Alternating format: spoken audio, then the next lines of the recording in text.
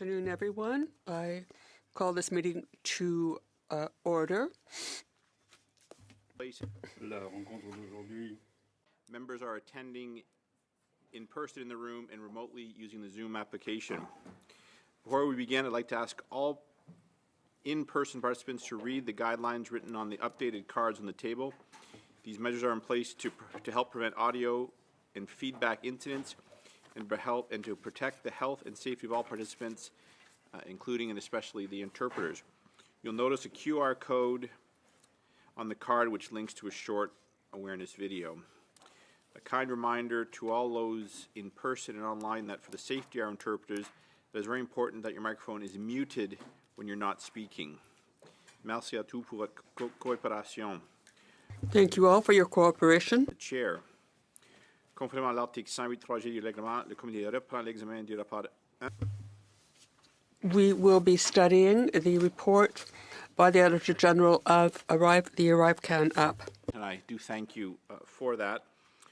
From the Department of Public Works and Government Services, Lisanne Bolduc, Director General, Professional Services, Transformative Solutions Sector, and Thomas von Schoenberg, Senior Director, Real Property Contracting Directorate. You have 5 minutes for your opening remarks. I don't know if you have a preference as to who will begin, but I'll turn it over to, I think, Madame Bolduc. You have the floor for 5 minutes, please. Over to you. Merci, Monsieur le Président. Thank you, Chair, and thank you, ladies and gentlemen. Before beginning, I would like to acknowledge the fact that we are now on the traditional unceded territory of the Algonquin Anishinaabe Nation. I am accompanied by Mr. Schoenberg, who is with Public Services and Procurement Canada. I would like, first of all, to thank the Standing Committee on Public Accounts, and I will be happy to answer questions about the committee in August 2024. First allegations were made by Ms. Daly during her appearance before this committee. Specifically, we were accused of asking her to provide false statements to CBSA personnel in response to their request for her to appear as a witness in their investigation regarding ArriveCAN. I want to be very clear about Ms. Daly's statements in this regard. They are false.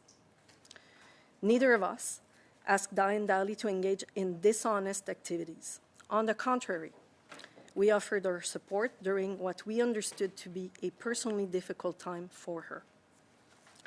On December 14, 2023, I explained to Ms. Daly that her participation as a witness to the CBSA investigation was necessary as part of her job duties. I offered to accompany her, facilitated her request to have a union representative or her sister join her at the meeting, and regularly checked on her well-being before and after her meeting with CBSA investigators.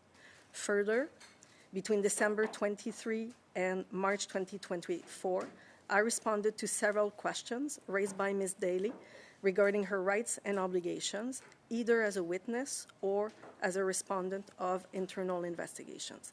This included providing her guidance on legal assistance and representation by her union.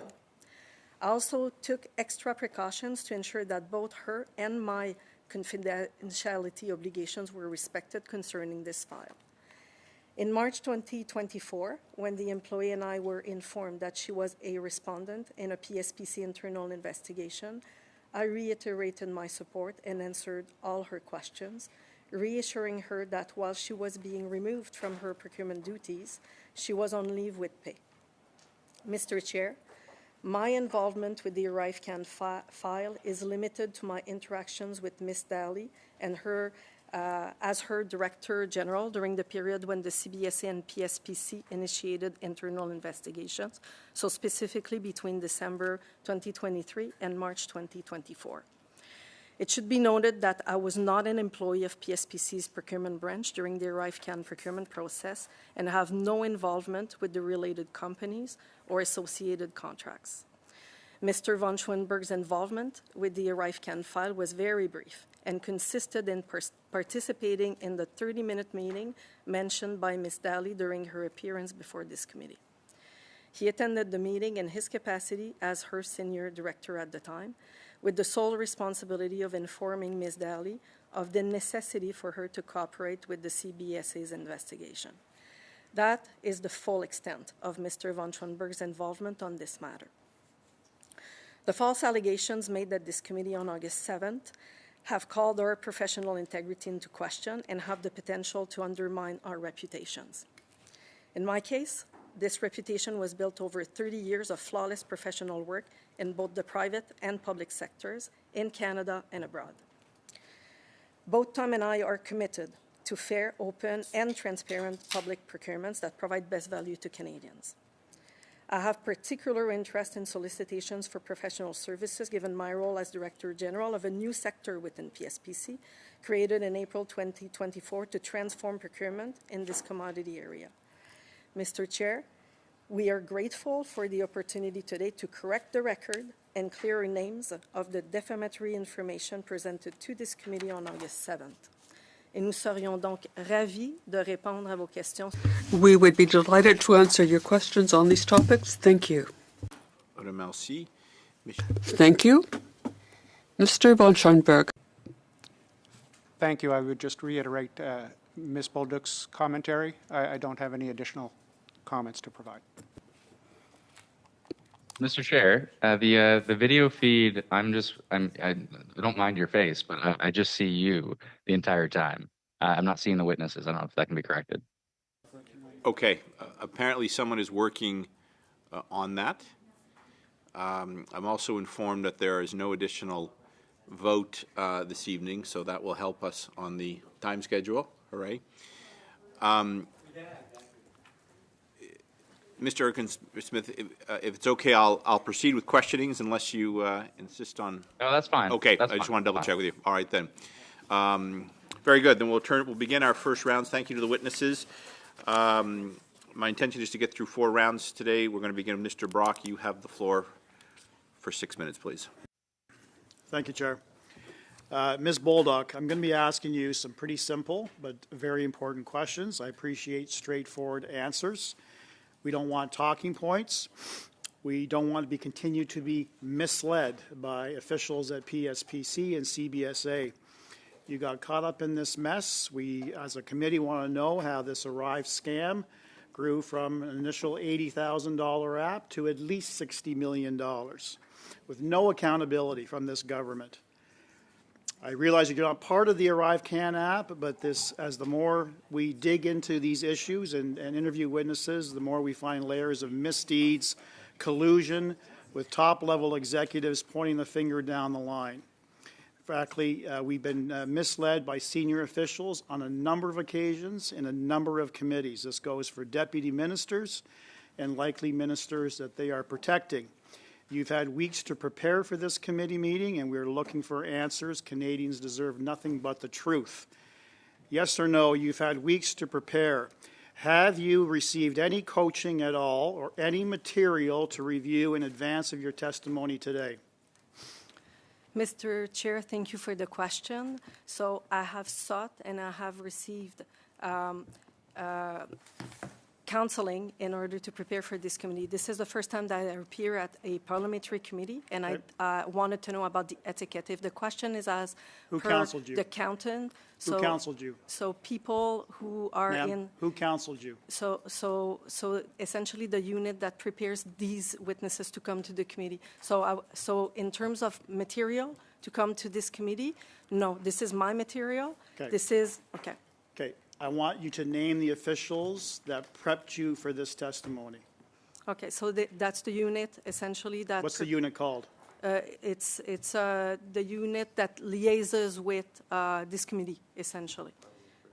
Okay, at PSPC? Yes, that's correct. Okay, did you talk with Ms. Reza, No, the not at deputy all. minister? No, I did not.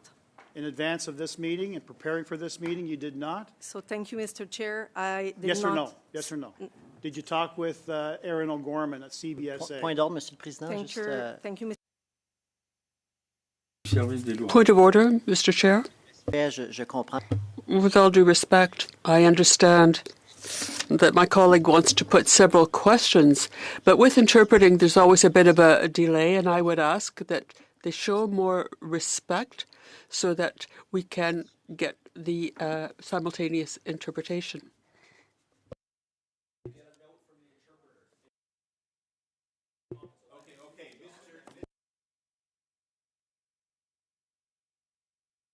Genuous, we're going to be here for a little bit of time.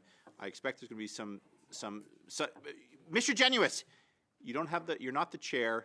I'm perfectly capable of seeing this through. Mr. Brock, if you could just take your foot off the gas just a little bit. I know you want to get as much time in. Madame Bolduc, and I know this is your first time appearing, I just want to just tell the witnesses a couple things here. The time belongs to the members, so if you are interrupted because they feel your questions are too lengthy or going in direction, I'd ask you just to respect their time.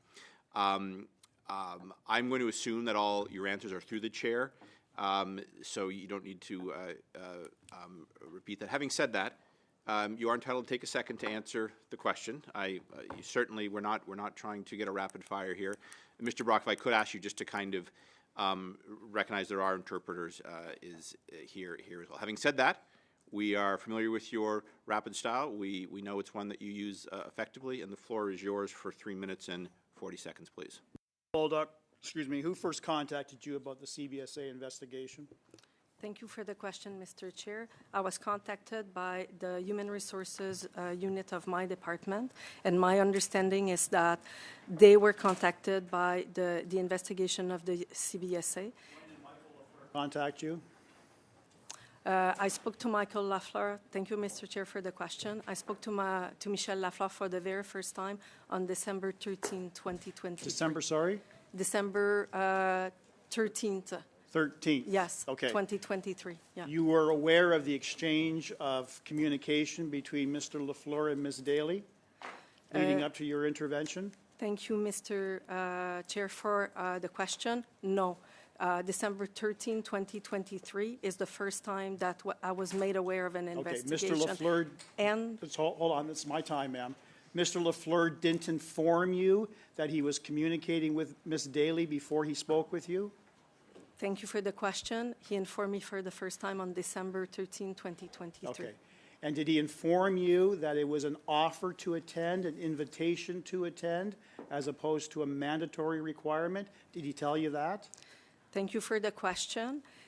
No, he did not tell me that. In fact, I learned it the following day when I spoke to Ms. Daly. Right.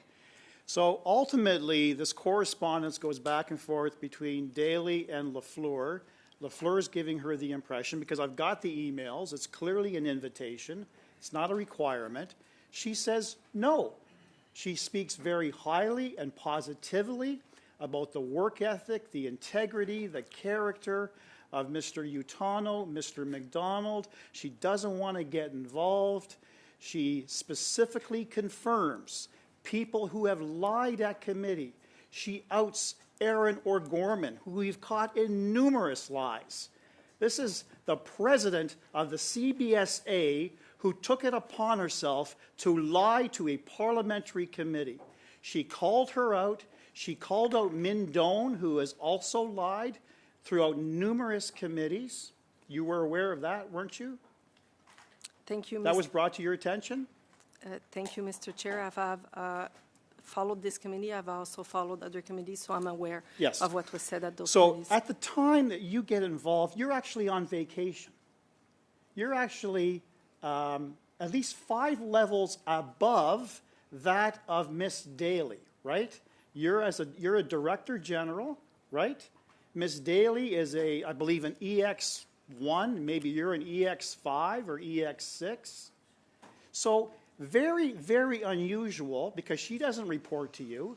She reports to at least 3 people between you, and all of a sudden, the president of the CBA is very interested in Miss Daly, and your deputy minister, Reza, is very interested. They ask you specifically to cancel your vacation, get back to Ottawa, and put pressure on Miss Daly to participate in an interview. That's how it went down, didn't it? Thank you for the question, Mr. Chair. I was not on vacation. I was actually on certified medical leave. Okay. And the reason why I took this call, as I took many other calls during my medical leave, because my ankle was broken, but my Okay? head was working. Speaking of medical issues, is- you were aware Ms. Daly had been diagnosed with cancer in the fall of 2023. She informed her superiors about that. You knew that going into your intervention, didn't you? Thank you very much for the question. I'd like to go back to the question about my first intervention with Mr. Michel Lafleur. So Michel Lafleur contacted me on December 13th. And on December 13th, he explained to me that as audits and evaluations have confirmed and documented, there were missing pieces of information. And as part of their investigation, they wanted to have a witness appear in front of them in order to fill in the gaps. Thank you very much. That is the time. Ms. Bradford, you have the floor for 6 minutes, please. Thank you, Mr. Chair. And thank you to both of the witnesses for being with us today. I know that this is stressful, so we'll try to make it less so. So I'm going to ask a series of questions, and if you could both answer, because I know you have both different roles. And you covered a lot of things in your opening statement, but it was very quick, so there might be some duplication here. So I was wondering if you could please tell us, and I'll start with you, Ms. Bolduc, first, and then Mr. Van Schoen could answer afterwards. If you could please tell us a little about your background working in procurement, how long you've worked in the area, and where were you employed before your role at PSPC? Thank you very much for the question. So I began working for the procurement branch of PSPC as Director General of the Real Property and Commercial Acquisition sector on November 14th, 2022. I am still with the procurement branch now. On April 1st, I became director of the new sector that was created under the procurement branch, dedicated specifically to the transformation of professional services. Prior to that, I was with PSPC, but I was working with Real Property Services as a senior director at the time, responsible for infrastructure projects. I began with PSPC in 2010, October, I believe, beginning of October. And prior to that, I was with Indigenous and Service Canada for about 8 years. Prior to that, I was with the private sector. I worked in Canada in a small firm here in Ottawa. I worked in France for 5 years in a larger company in ultra-pure water treatment, and prior to that, I was in Toronto working for an engineering consulting firm. I'm an engineer. That's my education background. Thank you. Thank you. And Mr. Van Schoenberg? Yes, thank you for the question, Mr. Chair. I've been with Public Works and Government Services for almost 26 years, all of it in procurement. Most recently, I've been working as the Senior Director of Real Property Contracting Directorate. Prior to that, I had worked for a few years with the pandemic response, in response to the COVID pandemic, arranging logistical contracts for the delivery of protective equipment to Canada and to Canadians. Prior to that, I worked for many years on property and facility maintenance contracts.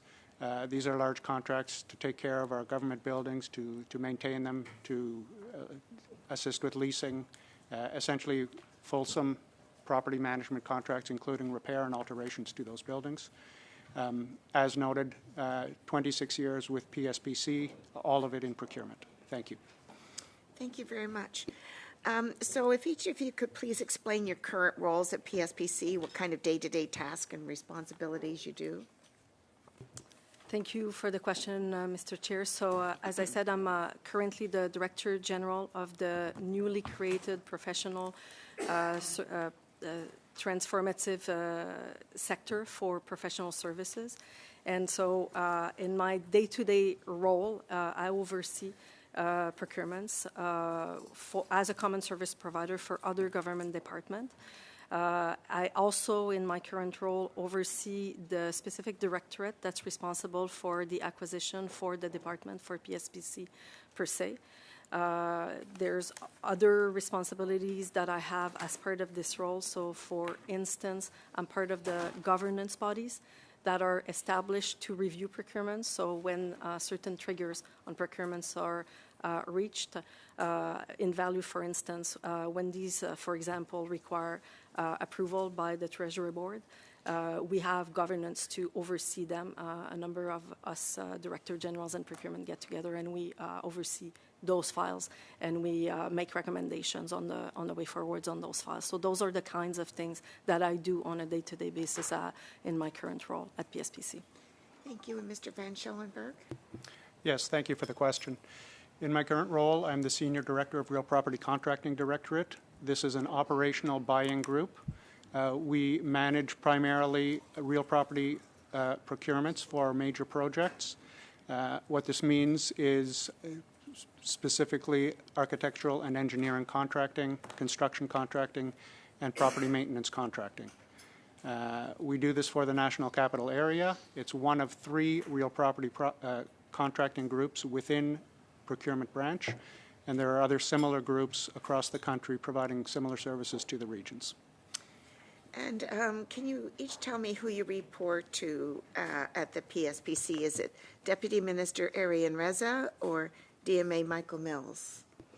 So I report to ADM Dominique Laporte, myself, and so I'm a Director General. So specifically, earlier statements were made. I'm an EX3, and Ms. Daly is a PG5. So Ms. Daly, there would be a Senior Director, an EX2, between me and then a manager, and then Ms. Daly. And so in an instance, to get back to an earlier question where there would be something out of the ordinary on a human resource file, it is something that I do on a regular basis to actually meet with my employees, even if they are several levels below me, when something so important as an investigation, for instance, is happening. And for example, in instances where I know that somebody is going through something difficult in their personal lives, I would make actually a point of meeting with them and making sure that they understand that they're supported by their organization. So that's why I would meet with a person like Ms. Daly on an occasion like an investigation by a different department on something so high profile as ArriveCan. Thank you. Thank you. That Thank you very much. clarification. Suivant, c'est Madame Sinclair. Now, Madame Sinclair Desgagnés. No. People may need their earpieces for interpretation. Thank you, Chair, and thank you to the witnesses. There are many things that are contradictory between what Madame Daly said and what you've said. So we really want to shed light on what happened. The first question, I'm going to get into the meat of the issue. Now, the date on which you heard from Michel Lafleur, and also the date when Human Resources said there was an investigation into Mr. Lafleur. So the first time I met Michel Lafleur, as I said, was September 13th, before I met with Mr. Van Schoenberg and Ms. Daly. I can give you the exact date. It was the same day. So the 13th. So from Human Resources, you were told, Mr. Lafleur, that Ms. Daly was was being investigated. Well, no, they said they needed her testimony. What he said was that they were missing certain information, pieces of evidence that they needed in their investigation. He said that there were things missing for the investigation. So this was one witness. So she was interviewed in January, and yet she was put on administrative leave when? Well, if I remember correctly, it was in March, the 12th of March, 2024. Okay, can you give me greater detail? Because there was no investigation then. Why was she placed on administrative leave? Well, when I was contacted in December, she was a witness in the investigation, in an investigation by the CBSA. I was told that she was a subject of the investigation. So there were two separate investigations by two separate departments. Thank you, Mr. Brock, but I'm asking the questions now. So I was informed directly by PSPC. Well, in the first question, it was Mr. Lafleur. He was from PSPC. So can you get this information to me? So it was PSPC, the PSPC investigation, when did it start? Well, I was informed, and Ms. Daly was informed on March 12th, 2024. And what I know of this investigation, so was there anyone else involved? Why was Ms. Daly in particular targeted by the investigation? Well, there are separate units that do these investigations, and there are people like me who work at program delivery. So, no, I don't know what was happening in terms of the investigation. Well, why did you insist on being in the room with Ms. Daly when she testified? Well, I didn't insist. I offered to be with her. And when Ms. Daly said that she would like to have a union representative or her sister, but she had neither. No, I'm neither her sister nor a union representative. Well, if there were an investigation, if there were one of my employees, I would not be in the room. Thank you for the question. Ms. Daly said she was reticent about appearing. She said that she wasn't doing well personally, and what I tried to do was to provide support. Was this not a little awkward? It was rather awkward, no? Well, thank you for the question, but what I wanted to do, what I hoped to do, was to provide support on that particular day when she said she didn't want me to be there and she wanted someone else. I had no problem with it, but you were present. No, I was not present during the interview with CBSA, but you met Ms. Daly before she appeared. Yes, on September 14th. And when I asked her to cooperate, that's it. Good. So you asked for her cooperation. Did you know anything about the substance of the interview? No, nothing. No information? Nothing?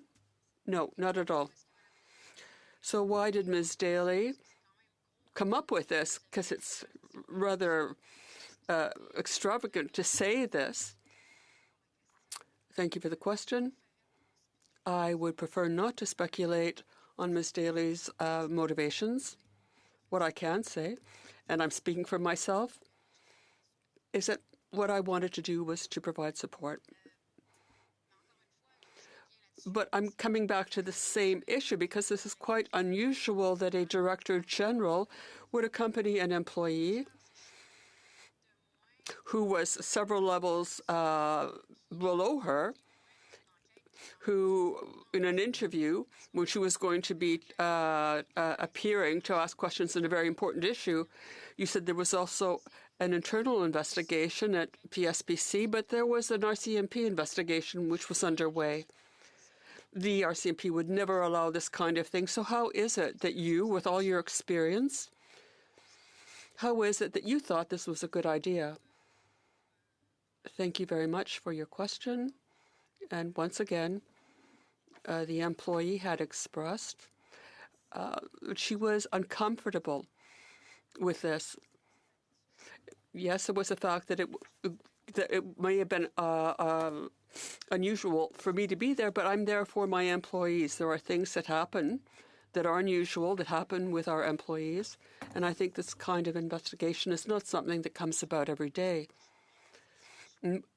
Personally, I'm there for my employees. Thank you. Desjardins, you have the floor for 6 minutes, please. Thank you very much, Mr. Chair, and thank you for today. As a matter of establishing some important facts related to Ms. Daly's testimony and listening very carefully to your opening remarks, I find it necessary to ask a few basic questions to better understand both the timeline and your direct responsibilities and relationship with Ms. Daly, if you don't mind. First question is from January 2020 to March 2023. What were your direct responsibilities? January 2020. Okay, so in January 2020, I was not with, thank you, Mr. Chair, for the question. I was not with the procurement branch in January 2020. I was with procurement, I was with PSPC, with the Real Property Services at the time. Yeah, that's right. Until when, again? March 2023. March 2023. So I joined just before the procurement branch. I joined in November 2022. Thank you very much. What was your relationship with Ms. Daly? She reported through me through several levels of hierarchy. I had never met Ms. Daly up until that day on December 13th, where I was contacted to ask her to cooperate in the investigation. That was the first time that I actually met Ms. Daly. And had you had any previous text messages, phone calls, or emails between you and Ms. Daly prior to your meeting in person? Thank you for the question. No, not once. So when I was Director General of RPCAS, that's the name of the sector, like I said, I joined in November 2022. I had about 245 employees at the time. And so I possibly had met Ms. Daly through a meeting, but I had never communicated one-on-one with Ms. Daly. Yeah. Were there any issues with Ms. Daly's work before she was placed on administrative leave? Was she ever disciplined? Was there notice ever given to a union in regards to this, both formally or informally? So thank you for the question. Not that I'm aware of, but I would, the full file would need to be looked at, but no, I'm not aware of any issues. From the committee meeting we had with Ms. Daly on August 7th, it was clear that she stated clearly that she had presented issues of GC strategies, very poor documentation, errors with submissions, and slow responses to resolution. For the errors have been raised with TBIPS and PSPC managers and the contractor by me and other CBSA staff. What is your impression of that statement that she submitted to this committee, and who are the PSPC managers that she refers? Okay. Thank you, Mr. Chair, for the question. Could you repeat, is that a statement that Ms. Daly made? Okay. Could you repeat the statement, please? From 2020 to 2022, the issues of GC strategies, very poor documentation, errors with submissions, and slow responses to resolution for the errors have been raised with TBIPS, PSPC managers, and the contractor by me and other CBSA staff. Okay, thank you, Do you recall that? For the question, Mr. Chair. I would say that the Auditor General, as well as the Procurement Ombudsman, have also found deficiencies with those methods of supply. We're well aware. And in fact, the department has acted on many of the recommendations already. But were you aware of Issues? these particular issues prior to the Auditor General's report, most particularly when Ms. Daly submits to this committee that she had brought this up with senior management during her time and capacity at PSPC? So thank you for the question. I was not there with the procurement branch at that time. Thanks. Who do you think she would have reported to in that instance when she describes senior managers of PBIPS and PSPC managers? So thank you for the question, Mr. Chair. I believe at the time she worked for the CBSA. Thank you very much. Ms. Daly is currently on administrative leave and was under investigation, as you made previously commented, by PSCP and CBSA. Are these investigations ongoing? Thank you for the question. I believe so. In this instance, and if there's new information that arises from her testimony related to that investigation, is there any additional facts to her testimony that you'd like to submit here today in relation to that study regarding the internal investigation? Thank you very much for the question, Mr. Chair. No. Ms. Daly alleges that she was placed on leave for retaliatory reasons. How do you respond to the allegations that she was placed on leave because she refused to provide false testimony? Thank you very much for the question. As I stated in my opening remarks, at no point did either Tom or myself ask Ms. Daly to make false statement. On the contrary, we offered our support. Thank you. When was that discussion where you offered the support? Thank you for the question. I offered her the support on December 14, 2023. And how long was that from the time and period to which she says she raised these claims with PSPC? Thank you for the question, Mr. Chair. I don't know, because like you're suggesting January 2020. Again, I don't know. Well, she's suggesting that period of time, but I understand if you deny that fact, correct? That she ever raised concerns with Okay. senior managers. Okay, thank you very much for the question. About CBSA, when we were in our roles, no, Interesting. no. Do you recall the conversation that Ms. Daly is speaking about in regards to the moment where she had been that feared retaliation if she didn't give false testimony? Do you recall that conversation? For the question, Mr. Chair, I do recall a conversation that I had with Ms. Daly. My recollection, again, was that we were genuinely offering our support at a time where it was particularly difficult for her. How Ms. long was that Thank you. meeting? I'm afraid, What were Mr. the- Ridgely, that is the time we will come back to, Thank you. certainly. Beginning our second round, Mr. Brock, you have the floor again for 5 minutes. When did you find out that your Teams meeting with Ms. Daly and Mr. Schoenberg was actually recorded? Thank you very much, Mr. Chair, for the question. When I watched the committee proceeds the night that it occurred on Okay. August 7th. And I trust that you haven't had access to any transcript, you haven't had access to the actual recording itself. I appreciate your memory may not be as sharp as it would be if I were asking you what you did last night. So I'll go through some of the details, all right? Because the impression I'm hearing about you being so managerial-like and concerned regarding her well-being, et cetera, can be interpreted differently. So I'm going to go through a couple of areas. One thing that really caught my eye is your confirmation. This is a 17-minute conversation. Literally within the first minute and a half, you use these words. I know that you did exchange briefly with the CBA in recent weeks. I know and you know they're probably explained that they're carrying out an investigation on the allegations that are targeting individuals, two individuals within the CBSA. A very interesting use of the word, targeting, because that's precisely what the evidence has shown, that government and senior managers, deputy managers, and ADMs have looked for fall people to take the blame for this $60 million boondoggle. And there are consequences when people speak out against power, when people speak out against authority. They end up suspended, sometimes without pay. So I'm glad you used the word targeting, because that's the first confirmation that Justin Trudeau and his government and his public servants are deliberately targeting individuals to take the blame for this boondoggle. That's one observation. Second observation, you said their investigation includes everything that they're able to put their hands on. There's a couple of holes. Another interesting angle. You asked very early on whether Daly was threatened. And you didn't say that once.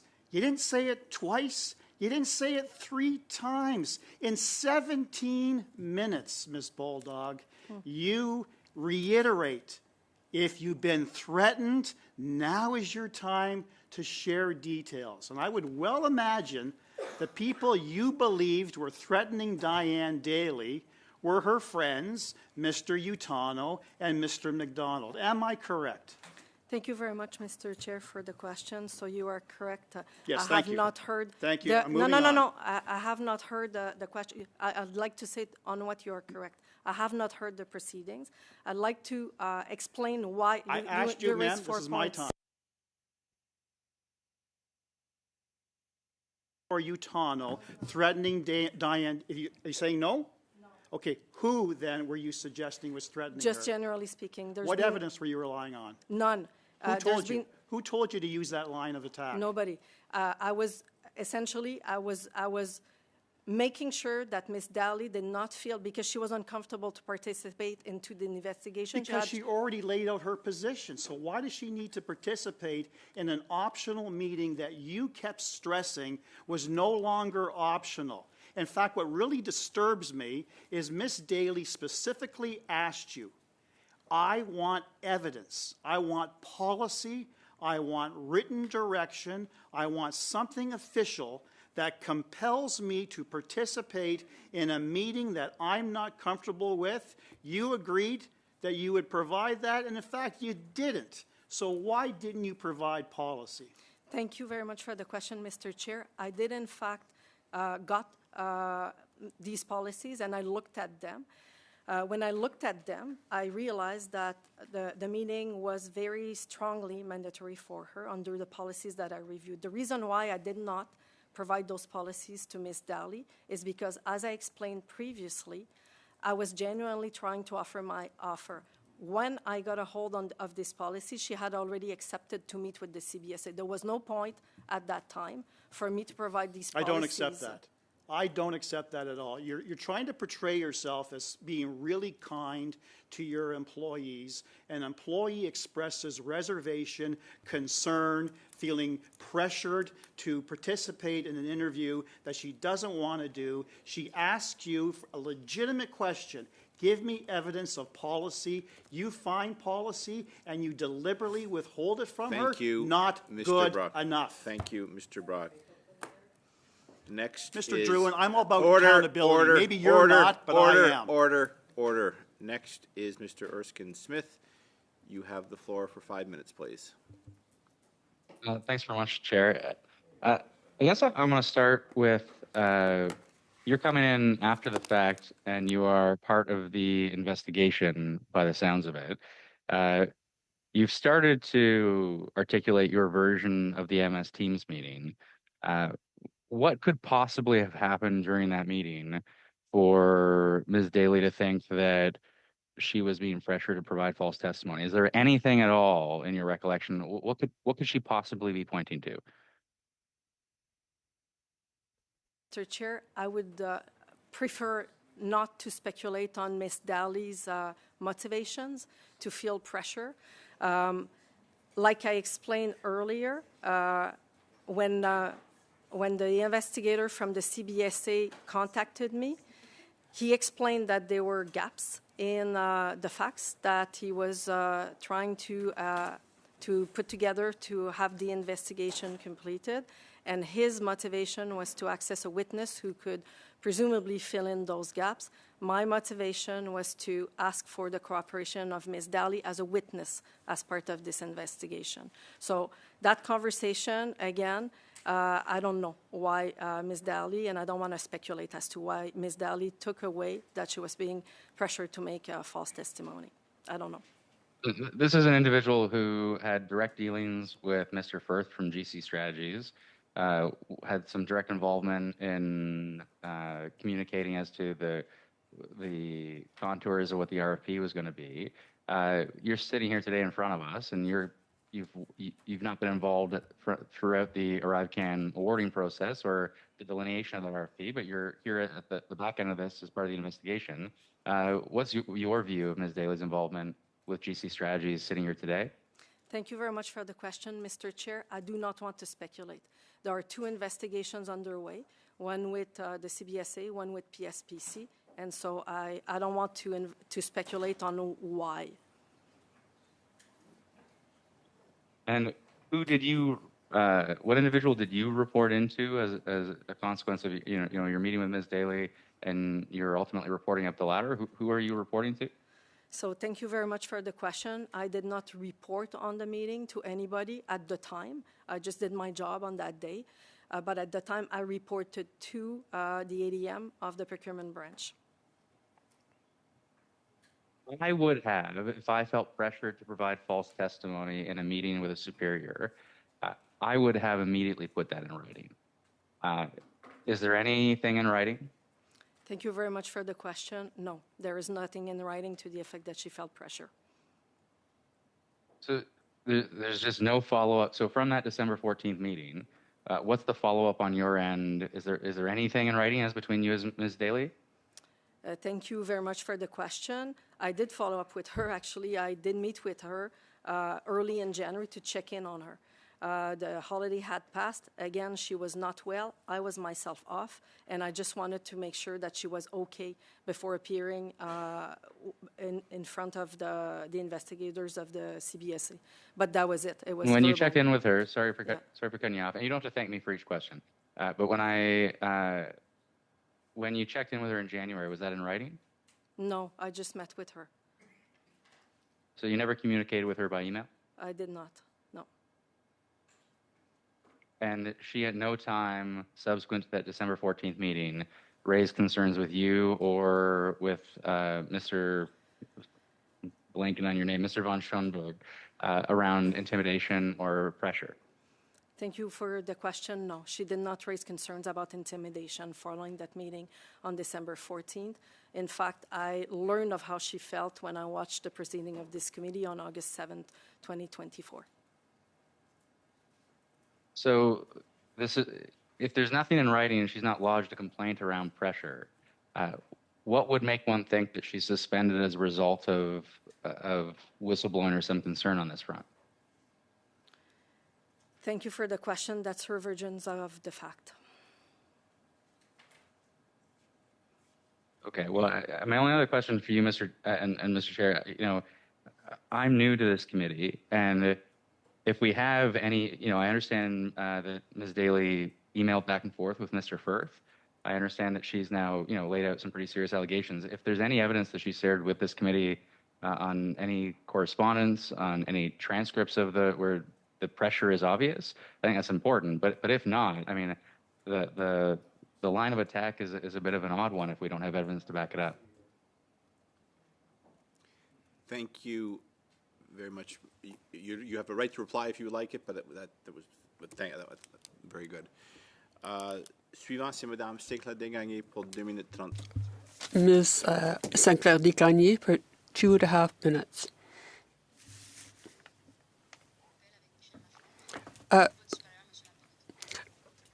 Interpreter missed the beginning of the question. I have not informed. I did not inform anyone of my call with Mr. Lafleur. It was Mr. Mills. I didn't, or someone who was aware and witness of the investigation. No, right after, it seemed to me that this was known at a departmental level, so I didn't need to inform my superior. And yet you say it was quite unusual, that it was something stressful, that it didn't happen often, but you didn't think it was a good idea to advise your superior of this key witness who was in your department. When I was contacted by Human Resources, I was told that the hierarchy was aware of the investigation at CBSA. It was Mr. Lafleur who told you that? No, I think it was Human Resources at PSPC. They told you that your superiors were aware, so you didn't need to discuss it with them. What else did they tell you, apart from the fact that Ms. Daly was a witness, that your superiors were aware? What else were you told? Well, the reason I was contacted by Human Resources is that I was in the chain of hierarchy with Ms. Daly. I was told it was important that she participate in the investigation. Well, PSPC is often very hierarchical. How many intermediary levels are there between you and Ms. Daly? Where there's me, there's Mr. von Schoenberg, and then her manager, and then there was Ms. Daly. As I explained before, with respect to human resources, managing human resources in my sector, I didn't think this necessary. Was her direct manager involved? Well, no. In that particular case, her manager was in contact with Ms. Daly on a daily basis. What I try to do in cases like this,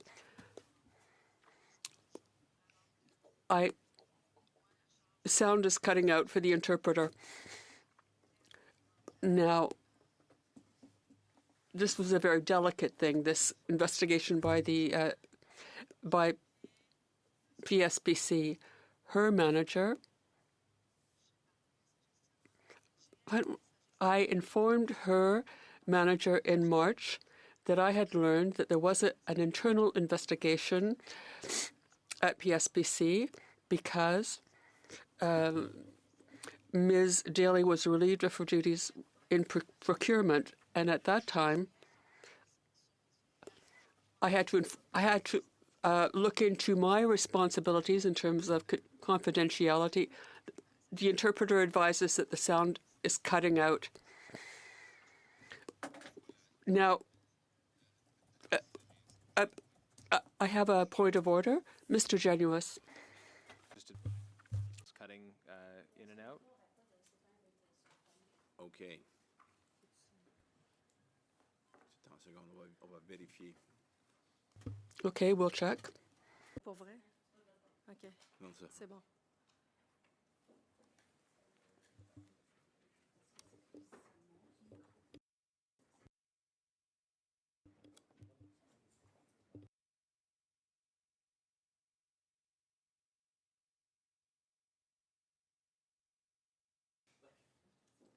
If there's a problem with interpretation, they can tell us, and then we can make the correction. Instead of you proactively interrupting someone else's round to anticipate a problem they haven't raised. Like, oh, it's not. It's just I'm trying to promote some understanding of the process.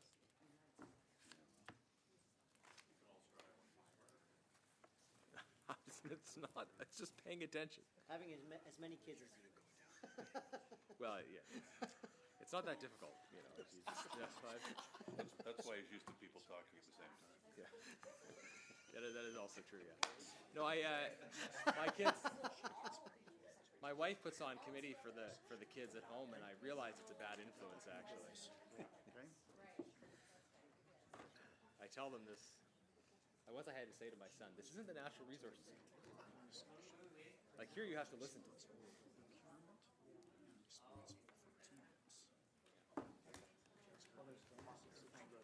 Yes. We're not sure. Well,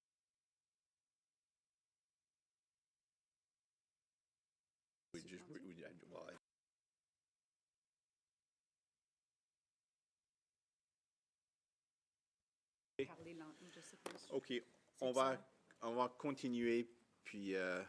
So we'll continue, and we'll keep checking. Ms. Sinclair Desgagnés, no. So it was about 20 seconds. Les questions sont finies. So the questions you've had, well, it's everything. It's fine. It's only the last 20 seconds. I'm sorry, I forgot what I was talking about, what I was explaining. So very quickly, please. We were talking about the various levels in the hierarchy between you and Ms. Daly. Well, in March, I believe, the 12th of March, I learned a few minutes after Ms. Daly did that she would be the subject of an internal investigation in PSPC. Well, I had to inform her manager because it would have an effect on the workload. Thank you very much. Next. Half minutes, please. Thank you very much, Mr. Chair. I do want to follow up on a piece of evidence that was submitted in testimony by Ms. Daly regarding TBIPs. Okay. How familiar are you with TBIPs? Can you describe in 20 seconds or less what your knowledge of TBIPs is? Okay, thank you very much for the question. So my knowledge of TBIPs is relatively new. So in my new role as Director General of the Professional Services Transformative Solutions sector, TBIPs is one of 7 methods of supply that are mandatory for other government departments to use when they want to access professional services. So TBIPs specifically stands for Task-Based informatics professional services. And so it is to access professional services in the area of information technology on a task base as opposed to a solutions-based basis. And that's what I know about TBIPS. And Thank I you. know Yeah, that's the that's method that perfect. was used. Okay, thanks. No, thanks for that. And that's my, Okay. my understanding of TBIPS as well. Largely, Ms. Daly, I would submit, would likely agree with your statement in your summary. Yeah. As she describes TBIPS as where team members pre-qualify contractors and companies like GC Strategies and place them into the government-wide purchasing catalog. Correct. She continues to state, no manager, DG, or minister in the federal government is permitted to buy IT pro services from any other source but this TBIPS designed catalog. There may be some exceptions unknown to me, but that was her understanding of the program. Is that a fair assumption that you would agree with? So thank you for the question, Mr. Statement. It is correct. However, these are supply arrangements that they're called. Supply arrangements are so there is a periodic refresh of all those methods of supply. It's quarterly. Essentially, to get on the list, you propose your services on a quarterly basis and on a. Because how did Yes. GC Strategies, this two-person company, get access to such a significant catalog that makes mandatory government-wide purchasing? Okay, thank you very much for the question. There are many, many suppliers on that list, on that catalog, and in order, when a specific need arises from a government department, what happens is that from that list, a request for proposal is asked. But how and does then someone a get on the contract list? Because I think that's part of the problem that I think this committee, at least I'm seized with, because if you become pre-qualified for this catalog and then you're a two-person company and then you start getting millions of dollars worth of contracts, nobody reviews it, then all of a sudden you're a made millionaire and taking money out of the public service. That's my perception as to what took place. Is there any recommendations you'd make in regards to the TBIPS program that could close this loophole that allows two-person companies like GC Strategy to continue to siphon public dollar?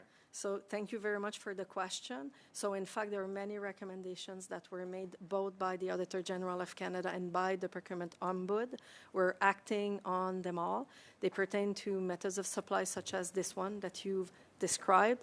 And one of the recommendations is to shift from task-based types of methods of supply to solutions-based methods of supply. So what does that mean? It means that upfront, the scope or the requirement is very well defined to seek for vendors. Thank you very much. I'll turn now to Mr. Genuis. You have the floor for 5 minutes, please. Chair. Chair, part of the Arrive scam scandal is that we are seeing this intense and bitter conflict between senior public servants.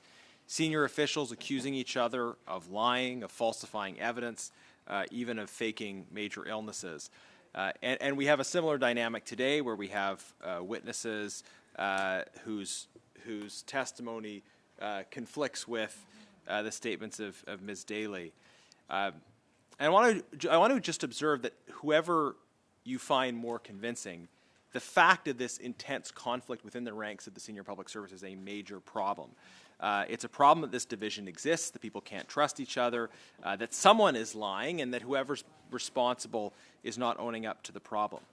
Now, we had heard testimony along the way that Minister Mendicino wanted someone's head on a platter over the Arrive scam scandal. This is obviously a massive boondoggle. The investigations at committee had started, and the implication of the testimony we heard about wanting someone's head on a platter is that Minister Mendicino was looking for a fall person, someone to carry the blame, someone within the public service to take responsibility for the disastrous ArriveCan procurement. He wanted to hold someone else responsible. And it seems to me that just looking at the timelines that there really was an emergence of and an intensification of conflict among senior public servants after this directive from Minister Mendicino came down, an informal directive, but after he said that he wanted someone's head on a platter.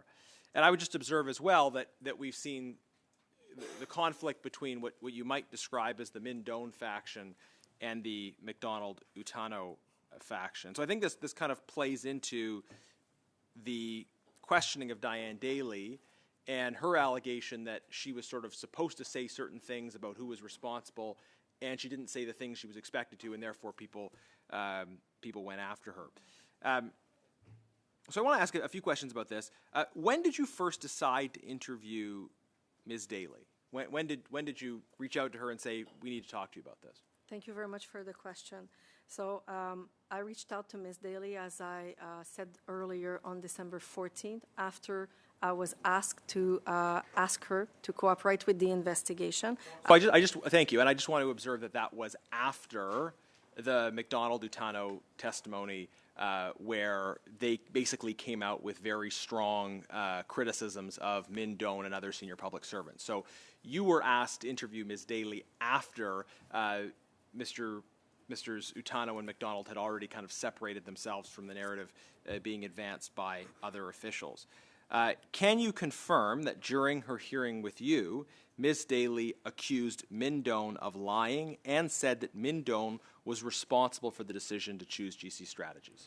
Thank you very much for the question. No, I cannot remember that, and this was not an interview. This, in fact, was a meeting, and I never interviewed Ms. Daly. I was not part of, and I am not part of either investigation, neither that of CBSA nor that of PSPC. We have it in the transcript that Ms. Daly did say that Min Doan had lied, and she did say that he was responsible for the decision to choose GC Strategies. She further said that Min Doan had ruled out Deloitte as an option for GC Strategies because of issues with CARM, and that is consistent with testimony that was given by Mr. McDonald and Utano, although it contradicts testimony given by Min Doan and by the leadership of CBSA.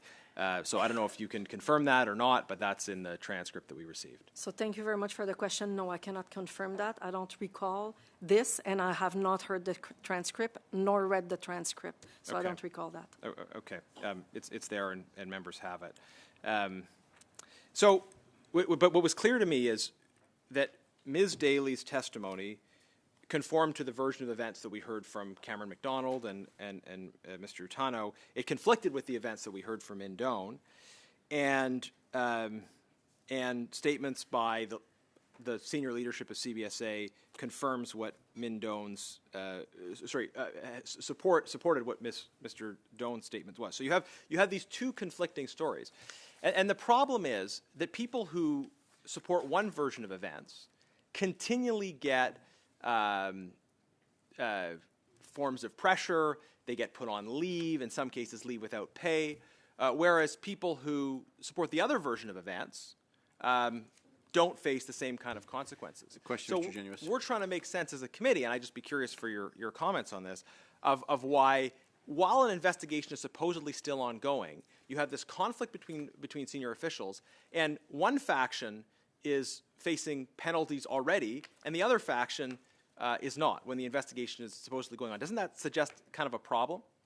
Thank you very much for the question. I don't want to, I'm not part of any of those factions, and I don't want to speculate as to the motivations of those individuals. I also would like to go back to the words, to a question earlier that I used in that meeting with Ms. Daly, specifically the word targeted.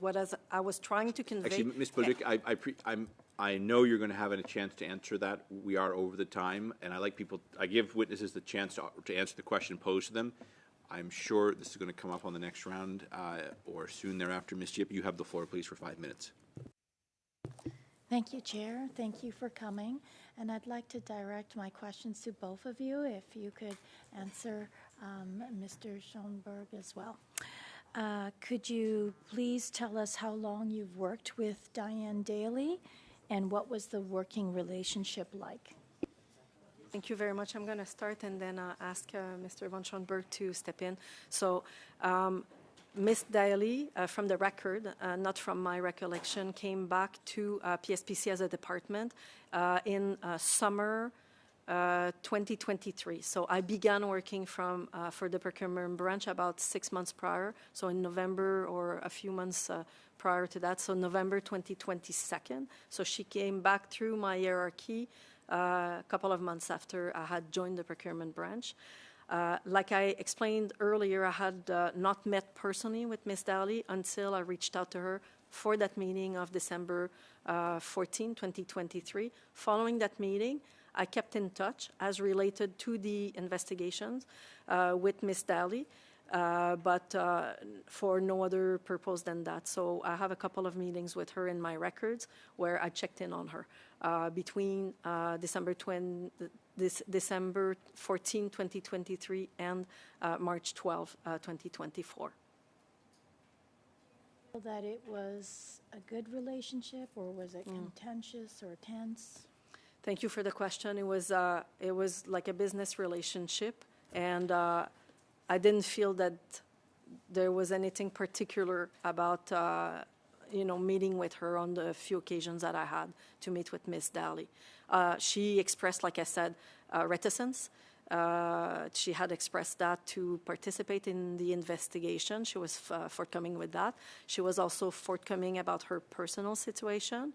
I felt empathy for her, for what she was going through. I also felt empathy for Ms. Daly about the fact that she needed to appear as a witness in an investigation given her personal circumstances, but nothing more. I had not heard, and the question was asked before, that her work was inadequate at all through my time. Okay, and Mr. Schoenberg? Yes, thank you for the question. So Ms. Daly was part of my directorate between July 29th, 2023 until the time of her being placed on administrative leave in March. Ms. Daly was a member of our Facility Maintenance Services Contracting Division, in which she undertook the procurement and contract management for service contracts related to building services such as elevators, fire alarms, HVAC equipment, that sort of thing. I had very little direct contact with Ms. Daly. I did participate in some division and team meetings with her. My understanding from her manager that her performance was entirely satisfactory. There were no concerns about her behavior, her contact with other individuals, or her contact with clients. Thank you. Did you read the Auditor General's report on ArriveCan? Yes, I did. Do you agree with her findings and recommendations? Yes, I do personally, and we do as a department. We've welcomed the recommendation, and in fact, the department has acted upon many of them. And those that are left to act upon, we've begun acting upon them. Same with the recommendations from the procurement ombud. So there were a couple of studies, reviews, and reports from the Auditor General. So yes, we welcome those recommendations. Mr. Schoenberg? And you? Did you read the Auditor General's report? Yeah, my apologies. I have read the report. I'm familiar with the findings of the report, and I would echo what Ms. Bolduc has said. I agree with the findings of the report. I would, however, reiterate that I am not involved in professional services contracting. The contracting I do is generally of a different nature. We very rarely use task-based contracts. So I think the context is somewhat different, but there are certainly elements of the report that can be taken as general advice and can help us. And I think improvements are being made overall in procurement branch as we look at the findings of that report and implement some of those changes. Thank you. Was there anything in the report that you found concerning? So the report definitely highlight the need for better contract management. So, and they also highlight the need for better documentation of not just the procurement process, but also the contract management phase of the procurement life cycle. So in those specific areas, again, like we've taken action. So for example, my new team has already put in place new templates to support our clients procure professional services. New checklists as well were put in place to act upon those recommendations from both the Auditor General and the Procurement Ombud. We've also strengthened our governance as a department. So there's, for example, new governance bodies within PSPC that have emerged at a high level to oversee procurement contracting. There's a new position for quality review as pertains to documentation. I know also that already many files, and we were involved, were already reviewed by this new position for quality review and documentation within the procurement branch. Thank If you. I'm not mistaken, 266 files already have been reviewed since Thank you, April Madame this Bolduc. way. Members can pick that up again. Suivant, up next is Mr. McCauley of the floor for 5 minutes, please. Thanks, Mr. Chair. Your briefing that you received before this committee, were you given briefing documents? No. Just a verbal briefing only? That is correct. So essentially, Okay. No, that's all I need to know if there weren't anything else. Who instructed you to contact Ms. Daly to start this whole ball rolling? so HR, so the Human Resources Unit contacted me.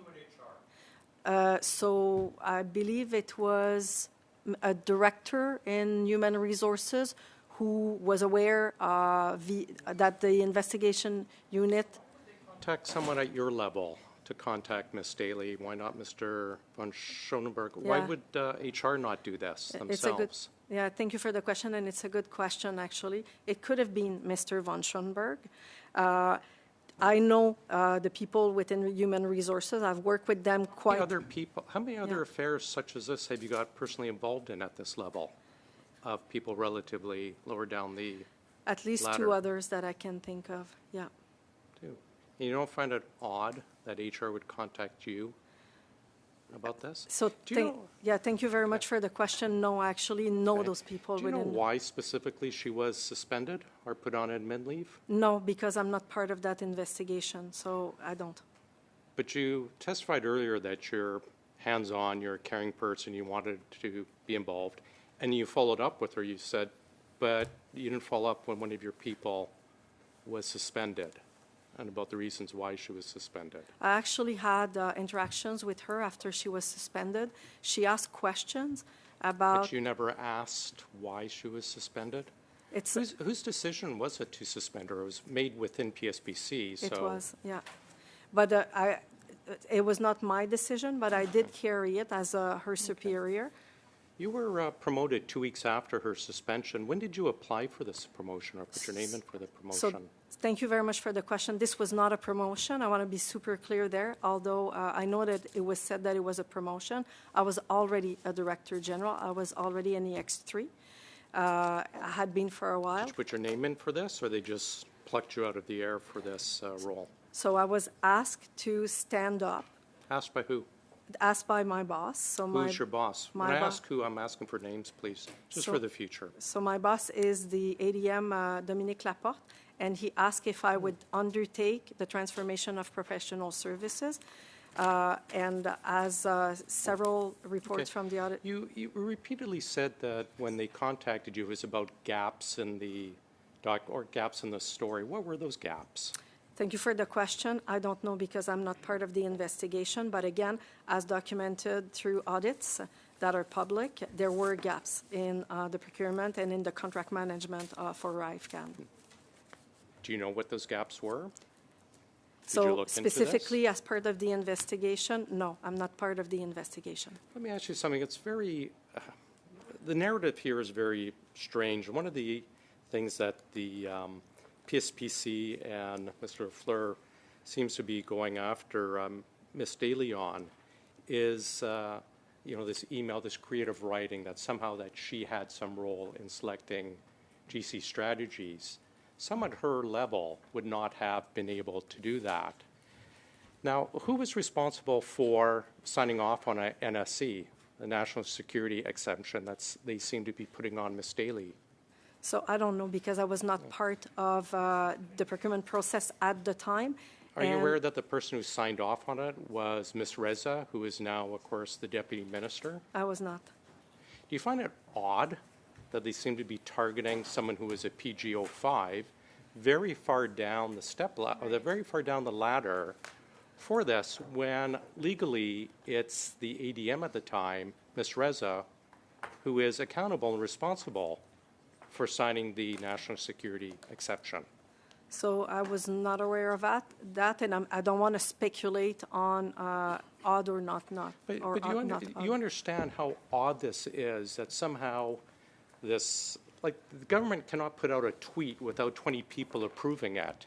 And yet somehow Ms. Daly, far down the totem pole, somehow pushed a sole source into GC Strategies when the ADM was the one who actually signed the exception, and yet it's all due to this lower level mastermind who pushed it toward GC Strategies. Do you not find this, like, this narrative hard to believe?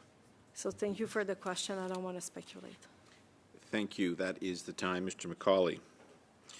Suivant, c'est Mr. Drouin. Now, Mr. Drouin. Thank you, Chair, and thank you to the witnesses appearing before us. I have a question similar to the ones put by my colleague, Mr. Desjardins, with respect to the supply arrangements. Now, you are Director General. You were Director General at CBSA. Now, with TBIPs, it's now called SBIPs, my colleagues seem to be saying that it was difficult to get on the list. So SBIPs and TBIPs, it's PSPC that deals with that manages it. Well, yes, every 4 months there is an opportunity of suppliers to get on the list for supply arrangement. And we have this when our clients have specific needs, they can ask that specific proposals be made for certain identified needs. Now, being on the list does not constitute a contract. No, it doesn't, but the business might say that they would like clients at Public Works if they have needs for certain kinds of IT. No, it's the opposite. Clients identify their needs, and it is the companies. We ask the companies to provide a response. Well, this is to shorten the supply arrangements. If a client from PSPC, we often hear they have to go through too long a process and that this is an obstacle to developing certain technologies available on the market because it takes too much time. We've heard this from several officials. They say technology, it just takes too much time to buy it. Does this have to do with the process? Is this to simplify the process? Well, it's to shorten it and simplify it. Because it is there are providers who have been pre-qualified, so we can move more quickly when there is a need. And now those GC Strategies, but there are other groups, like they're called body shops. There are consultants. They have to provide expertise to the departments that ask for it in various areas. They specialize, for example, they talk about the information they need. Now, with GC Strategies, the AG said, no, I'm rather new at this, so excuse me, and I don't have quite all the information I need. Was there some accounting? In a normal case, in a usual case, whatever the business is, whatever the supply chain is, how can a department say, yes, I have a consultant with certain expertise? What is the system of accountability? Because the AG said, the Auditor General said there were errors and there was a lack of accountability with respect to a given contract. Well, usually the invoicing following a contract it is the client who has the contract. They have to report on how much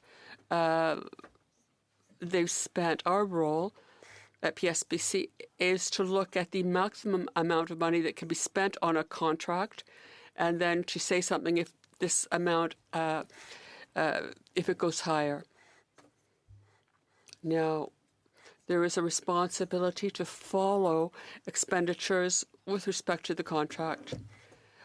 Okay, now does it happen that a client can say, I need this? I thought there would be a certain maximum amount to be spent, but I made a mistake, because we see that there's a lot more that needs to be done, so there is a change order. Does it happen in these cases that they use TBIPs? Does that happen? What is the process when this kind of thing happens? Well, some of these contracts they will say that things have to happen either in a certain amount of time or with to a certain value. They have to have foreseen ahead of time that these things might happen, and when it does happen, there are actions that can be taken. As much as possible, we try to limit any extensions. This isn't quite as serious, but in terms of value, we limit an increase in the value. Thank you. Now, Ms. Sinclair Desgagnés for 2.5 minutes. Ms. Bolduc, I believe you were aware of what was to become quite a saga with ArriveCan. And when you got the call from Mr. Lafleur, well, yes, it had come out in autumn. It was in autumn that the first witnesses appeared, yes, in 2023. Now, you knew about Ms. Daly, or you knew she was appearing. Well, I learned it when I was contacted. I learned of this when her name came out, when her name was mentioned in a committee. Do you remember the date? I believe it was in November that her name was mentioned. And at that time, did you not think it might be a good idea to ask Ms. Daly certain questions, or ask questions of Mr. Schoenberg? Thank you for your question. At that time, her name was circulating as one of the witnesses. When I was contacted by Mr. Lafleur, well, as a witness, you might have been curious, because there was an AG report that was going to be published at the beginning of February. All kinds of things were happening.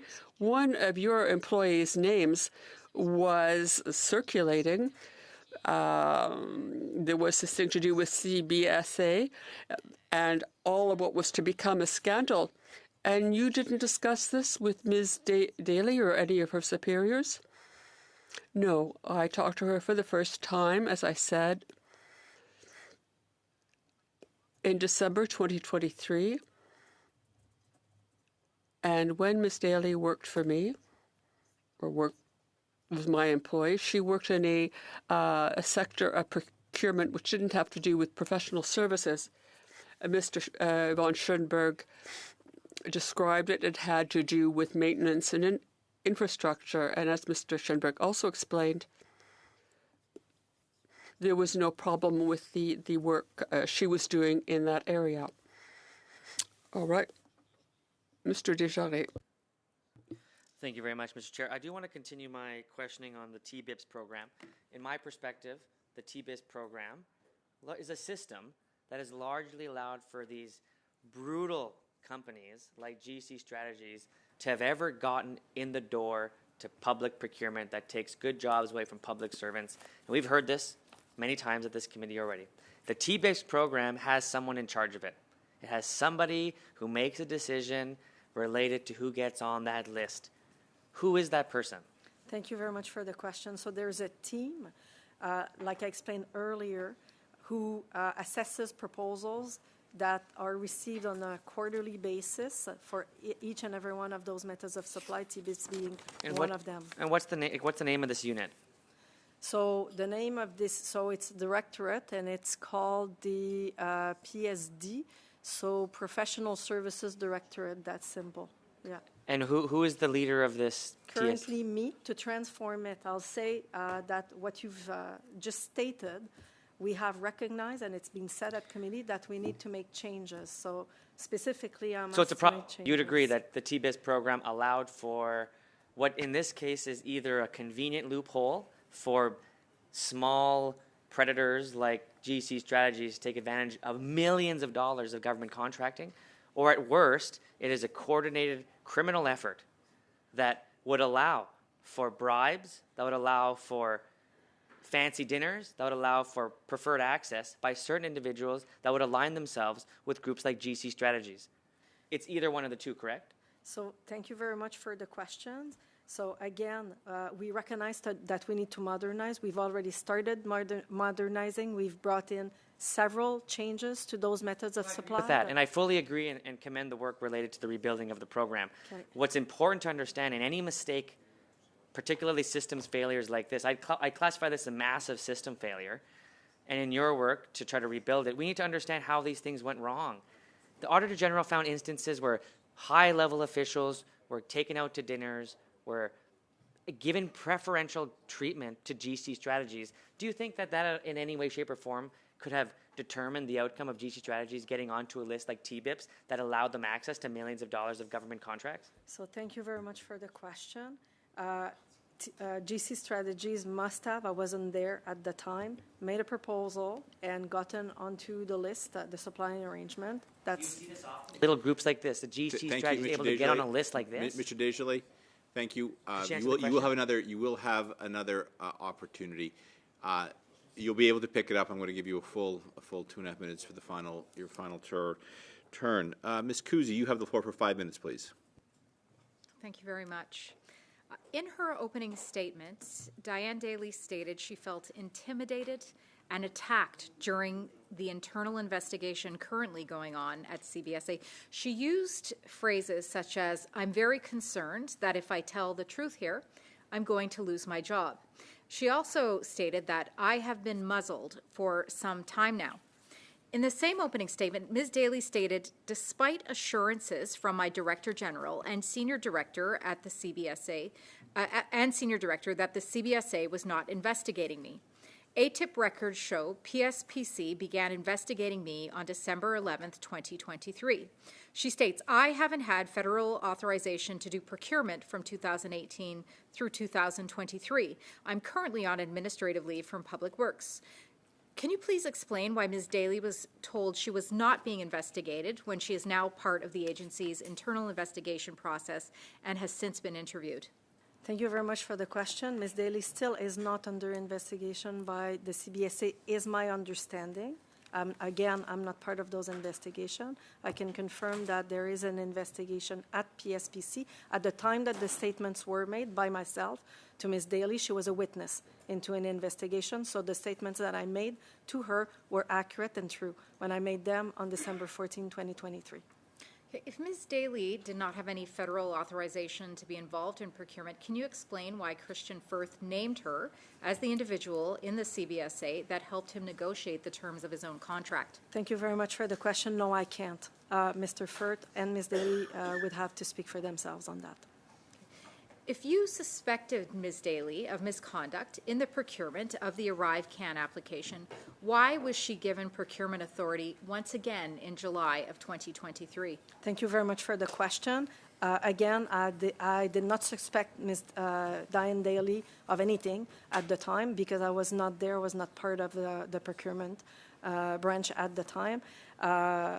And when she returned to the department, in July 2023, there was no such thing as an investigation on Ms. Daly at that time.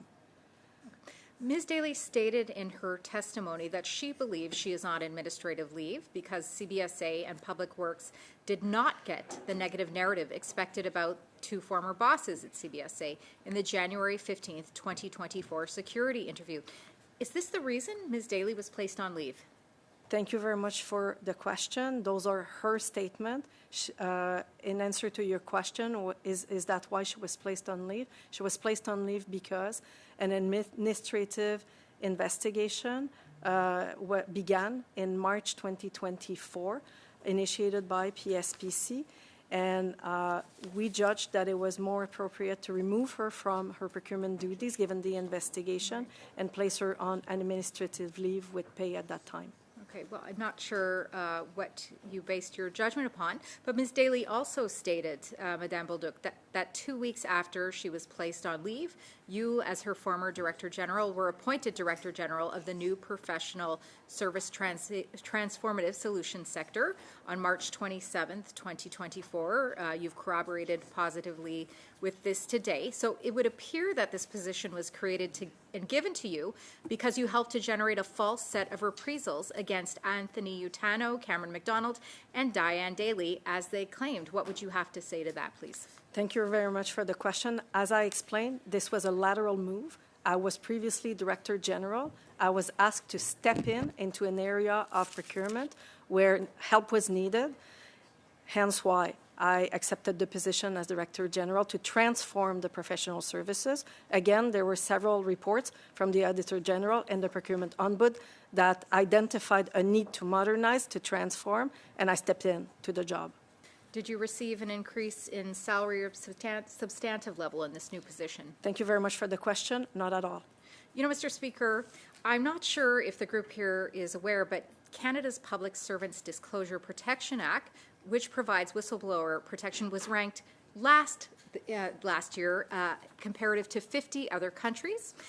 This government was given an opportunity to update whistleblower protections back in 2017, but accepted none of the Government Operations Committee's recommendations to improve whistleblower protections. And finally, the Bloc, of course, my colleague to the left, put forward a piece of legislation to improve whistleblower protections, which is now being held up in the Senate and which was filibustered for weeks by the Liberals. Mr. Speaker, unfortunately, the testimony we were receiving here today from Madame Bolduc corroborates with the idea that, frankly, public servants are not safe in speaking the truth in this Liberal government. Thank you very much, Mr. Chair. Thank you very much. You're welcome. So up next is Ms. Bradford. You have the floor for 5 minutes, please. Thank you, Mr. Chair. So Order, please, for Ms. Bradford. Ms. Bradford, you have 5 minutes. I would like each of you to answer these questions, if you wouldn't mind. Was it common practice to meet with prospective vendors and contractors off-site, to your knowledge? Thank you very much for the question. No. No. And Mr. Von Schonenberg? No, it's not did regular you do practice. That in your practice at all? No. Would you consider meeting with prospective contractors outside of the office to discuss contract requirements or details to be normal practice? Thank you very much for the question. No, it's not. And you and neither one of Same you have answer. ever done that? Okay. Did you or any of your colleagues meet with Mr. McDonald or Mr. Utano to discuss developing the RFP or otherwise? Thank you very much for the question. Never. No. I don't know either of these people, and I've never met with them or interacted with them. And Mr. Von? I was not involved in any way in the Arrive Canada procurement or project. Okay. So, again, even though you may not have been directly involved, I'm sure because this has been so public, you're probably a bit aware of the controversy. So would you consider the terms of the contracts that ended up being awarded to GC Strategies as restrictive? Thank you for the question. What do you mean by restrictive? Well, do you think maybe the terms were so restrictive that very few companies might have been eligible to respond? So thank you for the question. I believe this is actually one of the findings of the Auditor General, that it was restrictive. Yes. Right. And Mr. Von Schulenberg? I'm not familiar enough with the terms of the You haven't contract to reviewed comment them on at that. all. Okay. Now, do either of you know who at the PSPC made the decision to select GC Strategies? Thank you very much for the question. No, I don't. Don't? No, I don't. Okay. Now, I'm going to ask this question. I think I know the answer. Have either one of you been contacted by the RCMP regarding any of this? Thanks for the question. No. No. No, I have not. Okay. Now, there have been many meetings on this. We've had well over 20 here at this committee, and it's been before other committees as well. So I'm not sure how closely you've been following it, but I suspect you might have.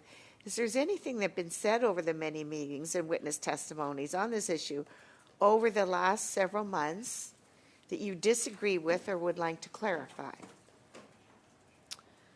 Thank you for the question. So I watched several of the committees, both OGO and PAC-C. Definitely, we're here today to say that we take exception to the testimony that was made on August 7 by Ms. Daly. Strong exception, in fact. And that's about what I would have to say on what was said in those committees. So you reviewed the testimony thoroughly, like you weren't there, but you've reviewed the transcripts and everything, and you're familiar with what she said. Thank you for the question. Actually, I listened to it on the night of. Oh, okay, live. And that's not actually live right after, because I was made aware that my name was mentioned on several occasions during that testimony. Hence, I watched the meeting, and that's essentially from my recollection of what I watched on August 7 that I'm speaking here today. Mr. von Schoenberg, were you there with her, Ms. Daly, when she was testifying? Were you with her? The only interaction I had was on that December 14th meeting when Lisanne and I met with Ms. Daly to stress upon her the importance of her participation in the CBSA investigation.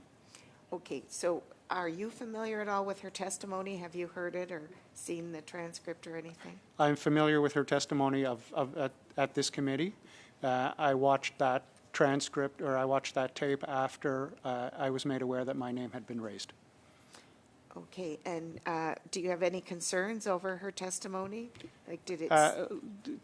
Likewise, with Ms. Bolduc's testimony, I take exception to her interpretation of the events. I don't know why she felt that way. I can reiterate that at the meeting that we had, there was nothing that I felt was said that was intended to intimidate her. If she took it as intimidation, that's extremely unfortunate. So given that she was a union member, if she were feeling so intimidated or pressured or treated unfairly, why would she not have filed a grievance? That would be the normal course. She was represented with a union steward or someone at this interaction, was she not? The question, no, she came to Tom and I, who were her superior, to meet with us unaccompanied. At that meeting, she asked whether she could be accompanied by her union to meet with CBSA investigators.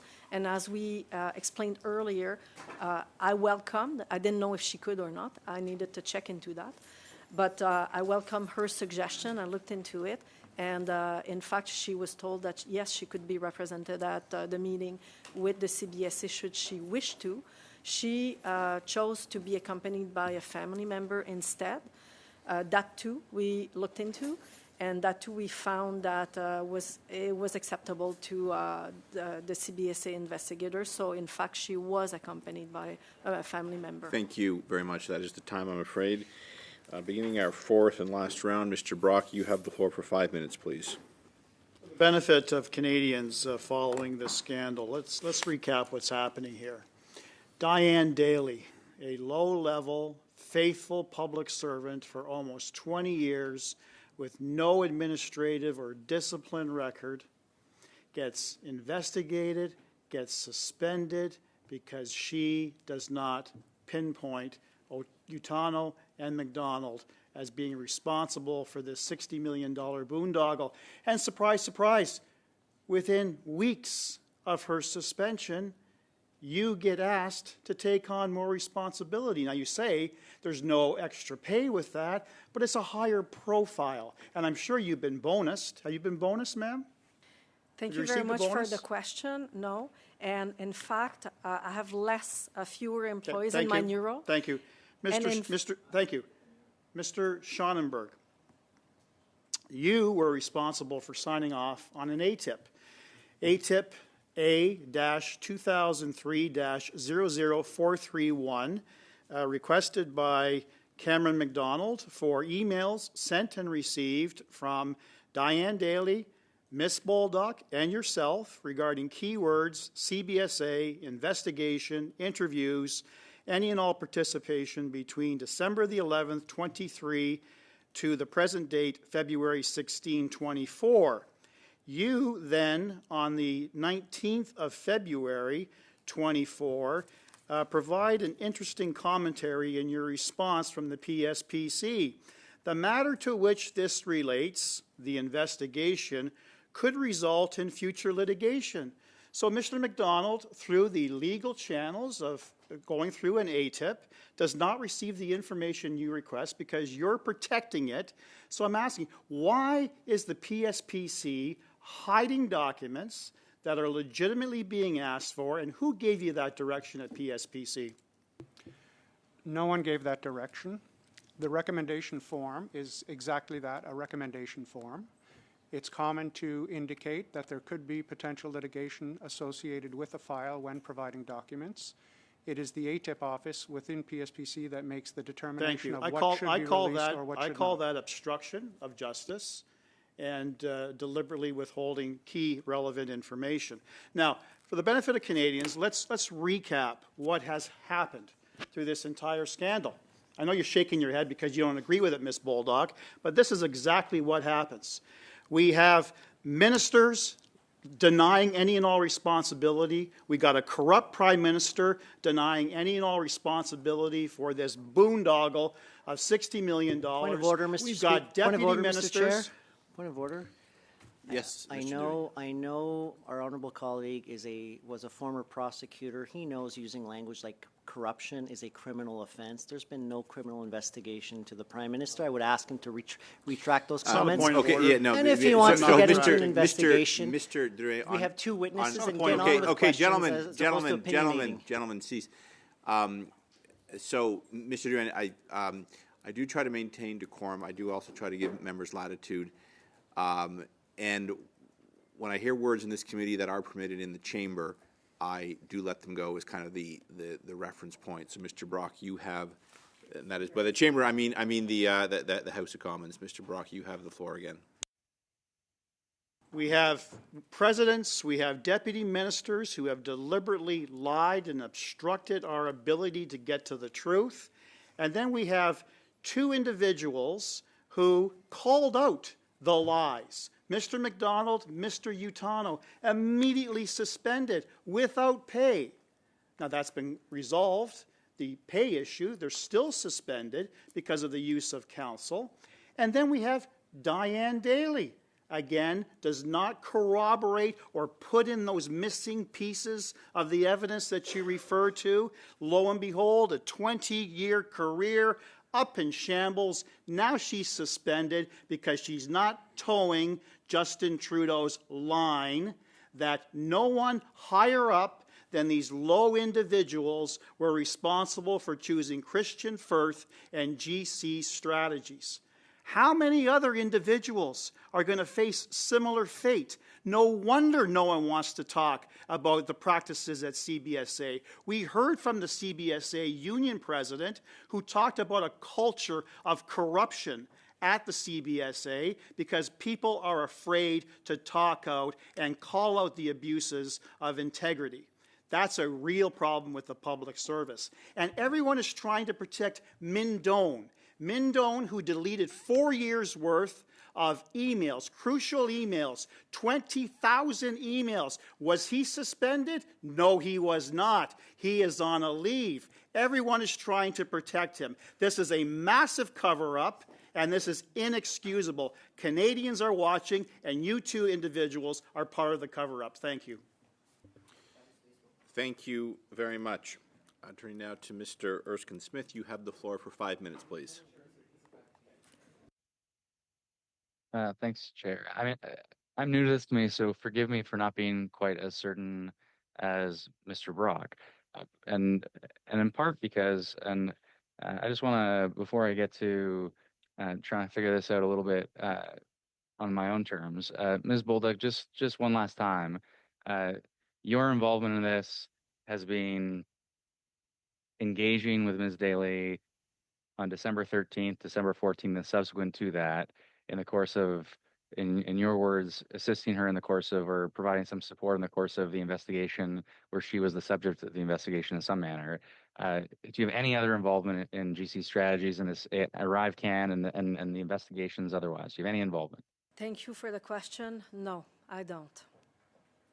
Okay, so look, I'm interested, Mr. Brock. I'm interested in you listed off some concerning facts there around deleted emails. I don't know enough about it, so I'm interested in getting to the bottom of that. Garnett, you said there's two competing stories. Fair point. I mean, the idea that we have a low-level faithful public servant, though, is belied a little bit by what I've seen, but maybe I got it wrong. I mean, I have seen, you've got Ms. Daly is the she comes over. Her previous boss had been Mr. McDonald. She gets pulled over when you tell Mr. McDonald at CBSA. She gets pulled over into CBSA to specifically help with procurement. She reports to Mr. Tutano, who reports to Mr. McDonald, is my understanding. And then Mr. Firth, who doesn't answer anything until he's called to the bar. Who does he name? He names Ms. Daly. I mean, for me to be comfortable with any of this, to clear anyone, I mean, I would have to have the emails between Ms. Daly and Mr. Firth. I would have to have the proposal that was in front of Mr. Min and have a much more serious understanding of the communication between all players before the approval of GC strategies was made.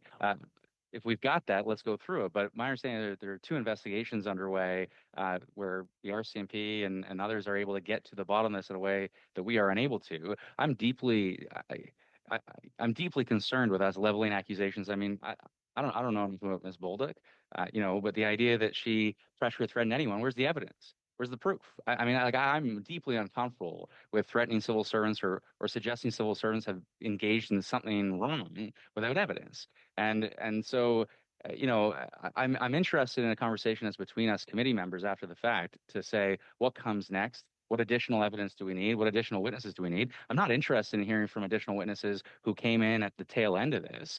If we're missing documents, if we're missing testimony, let's fill in the gaps. But let's also keep in mind there are ongoing investigations by people and organizations that have much more authority and time and the resources to get to the bottom of this. And we should be presumably working, to get to the bottom of this after when there is a report, when there is a proper finding by organizations like the RCMP, then we follow up on that in a more serious way. But the idea of throwing accusations out without evidence to back them up against civil servants who are coming before this committee leaves me with significant concerns. And I look forward to, Garnett and Mr. Brock, I look forward to where you've got a storyline on Mindone and that you can help me fill in the gaps. I'm interested in it because, again, I'm new to this committee and I'm trying to fill in the gaps here. But the idea that Ms. Daly was some low-level civil servant is belied by, I just read the CBSA interview with her. I mean, it's belied by that.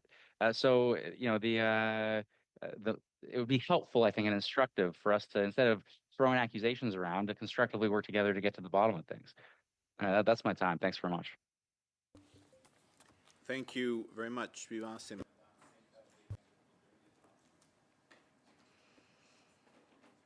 Pour continuer dans la même lignée de questions que tout à l'heure, Madame Bolduc, I'd like to continue with the question earlier.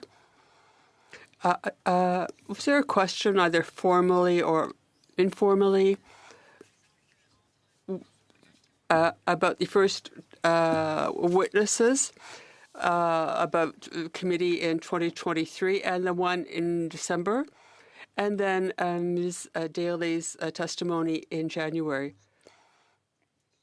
At the time, I was Director General in a sector that did not deal with professional services. I was Director General of an area which had to do with real estate.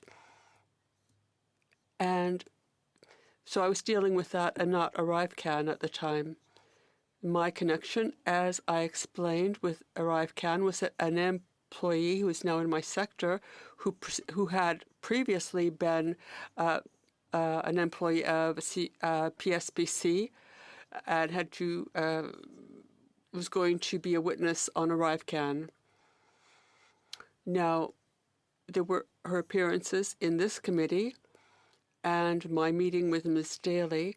I was interested in ArriveCan when I was asked for my services. It was in April 2024. I was asked to take on this new role. That's when I got interested in what was happening in terms of professional services. You weren't interested in what was happening on the other team, even if Michel Lafleur called you in September? You never spoke about this with anyone? Not specifically about Ms. Daly or her involvement. As I explained, when I was contacted, she was a witness. I met her as an employer, and I learned a bit after she did that she was under investigation. Now, I understand you've said that it's important for you to deal with the members of your team. Why did you think that you, although you'd never met this person before, that you were the right person to accompany someone who was under stress, who didn't want to go? You could have asked Mr. von Schoenberg or her immediate manager. Don't you feel that you sort of were too proactive then when this was not expected of you? Now, one might think that you were ordered to do it. Well, that was not the case. I got no order to meet with Ms. Daly. From my point of view, from my perspective, she expressed the need to feel supported in a very difficult undertaking.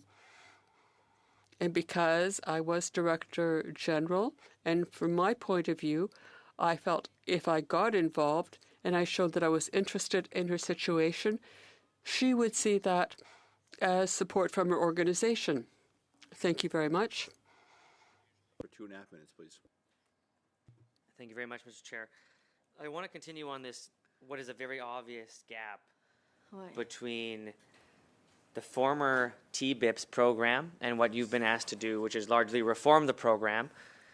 Is the concern of companies like GC Strategies, Coradix, these other random players, to be just really frank, in terms of if you had to look at a list and you've seen Amazon Web Services, you've seen Microsoft, you've seen big corporations bidding on these government contracts, but then say, well, we're going to go pick this two-person company, GC Strategies, to just dole out a bunch of money, and that's it, and it's going to go under no periodic review.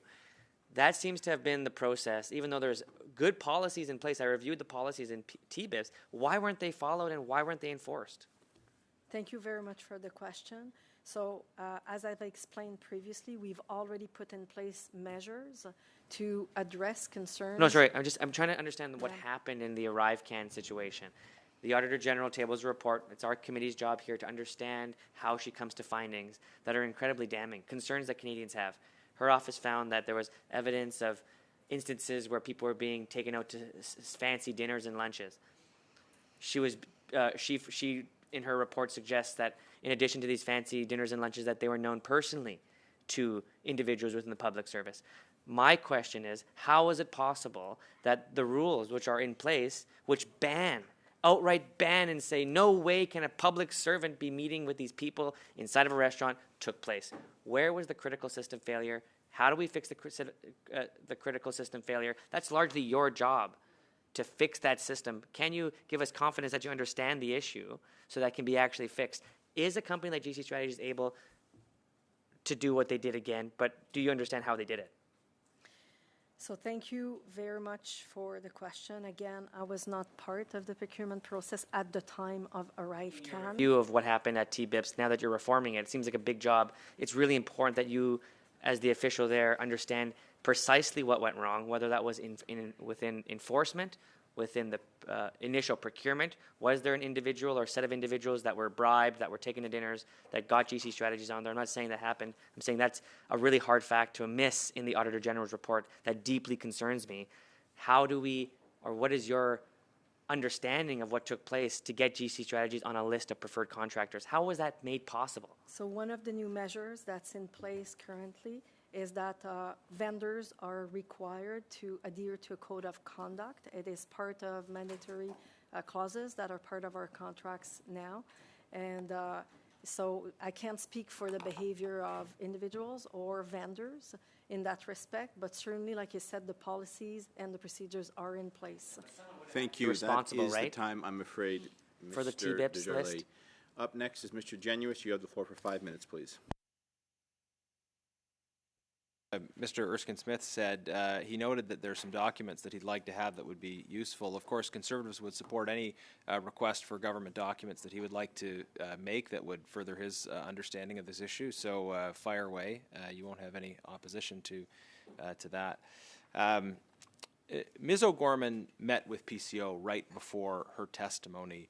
To the officials here, did you meet with PCO at any point regarding the investigation that's happening or your testimony at committee? For a question, never. You've never met with PCO? No, I have not met with PCO regarding this affair or the last time I met with PCO was actually when I was with Indigenous Services Canada. So I was not even with the Department of Procurement. I'm going to come back to that, actually. But just in response to my earlier line of questioning, we have this internal investigation, allegedly. That internal investigation reports to the internal chain of command. That's what an internal investigation is. Meanwhile, though, we have an internal factional conflict between public servants who are accusing each other of lying, falsifying evidence. And that internal investigator reports to people who have already taken positions in the context of that internal conflict. That obviously raises significant concerns about the ability of that internal investigation to be genuinely impartial. So do you think that an external investigation, external to the CBSA, would help to clear the air more than the internal investigation? Well, thank you very much for the question. There has been external investigations. The Auditor General did investigate, so did the Procurement Ombud. And in matters where internal investigations led to the need for the RCMP to get involved, my understanding is that the RCMP was asked to step in. Right, but just to emphasize here, the Auditor General and the Procurement Ombud's work focus on some of the significant failures of the process, but they're not geared towards identifying individual culpability for things that have happened. The internal investigation appears very much to be investigating people with the view to hold people accountable. And yet that internal investigation is caught up in a factional conflict, which implicates the highest levels of CBSA. You have a minister saying he wants a head on a platter, and you have officials that are going back and forth over whose head it should be. In that case, insofar as there's a need to identify who was responsible for certain decisions, shouldn't that investigation happen external to the CBSA, not inside of the CBSA? Thank you very much for the question. I cannot speak for the investigation that's occurring at the CBSA. Okay. As you mentioned, you previously worked on Indigenous affairs. Part of the Arrive scandal involves abuses of Indigenous procurement. Have you been asking questions, or are you seeing investigation taking place into abuses of Indigenous procurement rules as part of what has taken place? So I am aware that this particular department, who should speak for themselves for their responsibilities, that they conduct audits on companies, Indigenous companies. And also I'm aware that this particular department has the mandate of Okay, I'm sorry, but I just want to drill into the work happening at CBSA. So if, as I suspect, rules around Indigenous procurement have been broken, is that part of the internal investigation, or is that entirely being left to other people who you hope are working on it? Very much for the question. Again, I'm not aware of what's being investigated by the CBSA, nor for that matter within PSPC, because I'm not part of those investigations. As I described earlier, internal investigations, there are walls between the units carrying them. Okay. And So, those carrying sorry out to jump operations. in, but just Chair, given that that we are not hearing from these officials about investigations on Indigenous procurement, I'd just like to move that the committee report to the House that it supports recommendations from Indigenous leaders for an audit of Indigenous procurement. We've heard those requests from various Indigenous leaders for that audit of Indigenous procurement.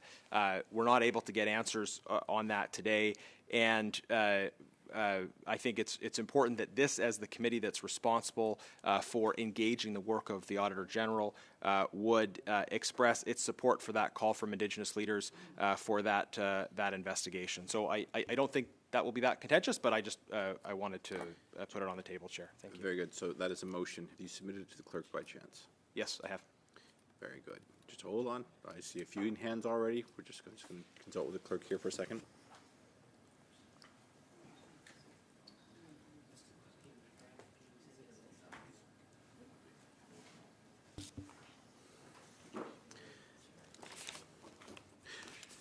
So I'm going to, the clerk's going to send it out. Then I have on a list Mr. Drouin, puis après ça, Mr. Desjardins. And then I'll go back. Mr. Generous, you sound like you were done, so I'm going to go to Mr. Drouin so we can move things along. You, of course, will have the right to come back to you if you so indicate. Would you like to wait until you have the copy? Yeah, that's fine. I'm just going to suspend for... He has moved the motion. Yes, well, I'm suspending right now until you have it, and I'm hopefully going to bring you back. Ça va prendre 30 secondes, une minute au max, but I'll It'll take 30 seconds, a minute. time and come back in 1 minute.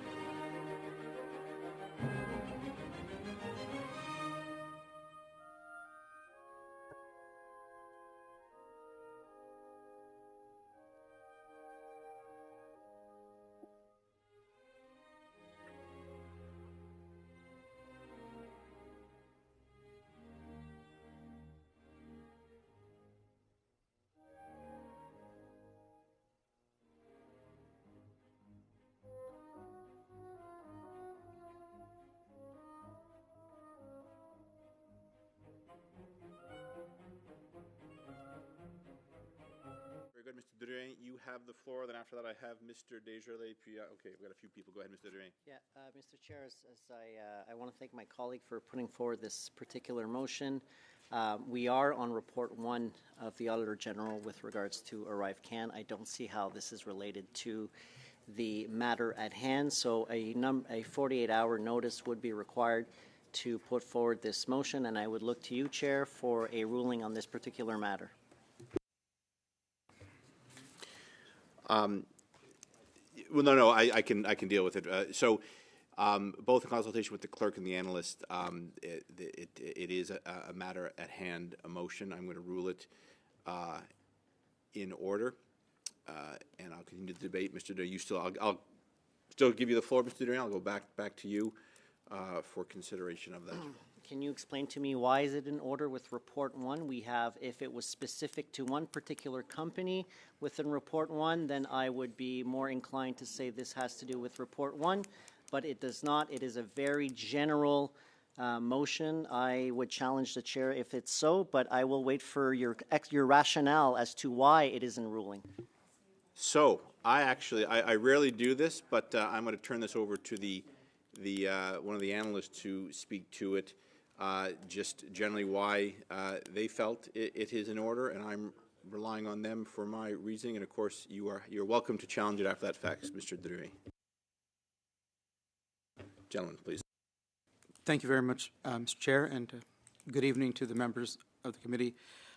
In examining the words that were laid out for the motion in question, it was my understanding through the analysis of the words as it pertained to Indigenous procurement and the study of that, that given that part of the ArriveCan application was developed and procured using a vehicle that was set aside for Indigenous procurement, that that the spirit of the motion tangentially does touch the topic and growth study at hand.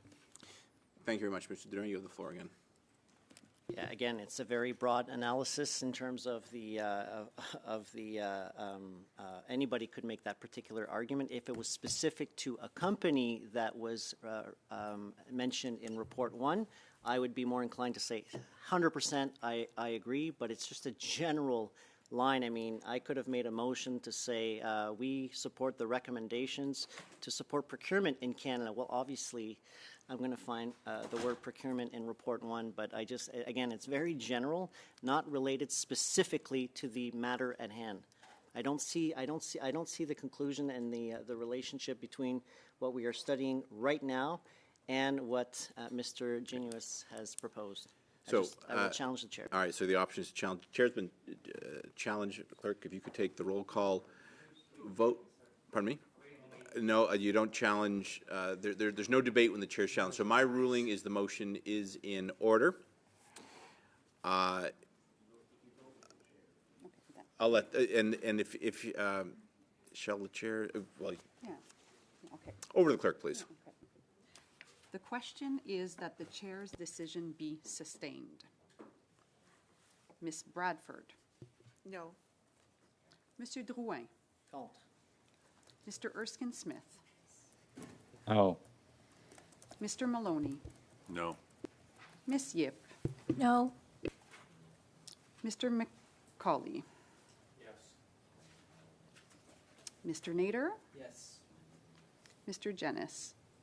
Yes. Madame Sinclair Desgagnés. Non. Mr. Desjarlais. Yes.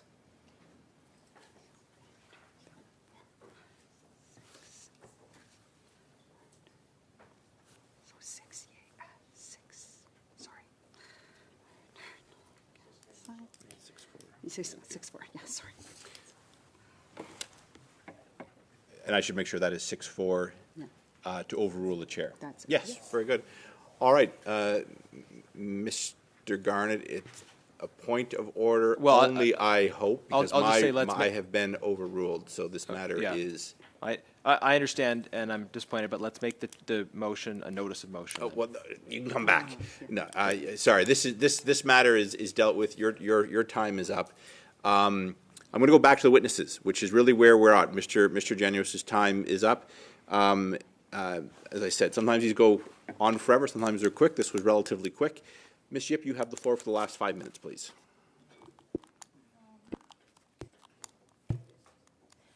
Before I begin my questions, I just wanted to put on motion, on notice that we can hopefully discuss in committee business today related to the recent correspondence from our anonymous witness on the SDTC study. Given the committee received correspondence from the whistleblower who appeared before this committee on September 18, 2024, as part of the committee's study of the Auditor General's report into Sustainable Development Technology Canada, given the whistleblower alludes to key evidence of a grave nature that has yet to be presented to this committee as part of its study into Sustainable Development Technology Canada, that the committee requests the whistleblower send all evidence alluded to in their correspondence of September 23, 2024, within 14 business days of the adoption of this motion, that this include all records and evidence pertaining to their unfounded claims that the Minister of Innovation, Science and Industry manipulated the findings of the McCarthy territorial review into SDTC, which was mandated by and submitted to the Department of Justice. And once the evidence has been provided to members in both official languages, that the committee hold no more than 2 in-camera meetings to examine the evidence, at which time it may decide to invite the whistleblower for further testimony at the committee. I think it's important that we get this type of evidence. We've already heard from the whistleblower, and I think it would benefit our committee that we receive this evidence in both official languages. This motion is the best path forward, which will benefit our extended study. Thank you. And that was a notion of modus only. Very good. That's We'll take right. that. Very So good. All right, I'll then. go back to my Yes. questions Yes. now Very to good. the witness. Thank Yes. you for your patience. I'll direct this to both of you. Why do you suppose Ms. Daly's version differs from your version of events, of what happened? Question, I'd rather not speculate. Okay. Mr. Schindler? Likewise, I'd rather not speculate into Ms. Daly's motives. And if I may, Yes. there are investigations underway, and I think that it would be wise to let those investigations conclude. Okay. In your testimony, you mentioned that you are there for your employees. So how are you there for your employees, and were they involved in any way?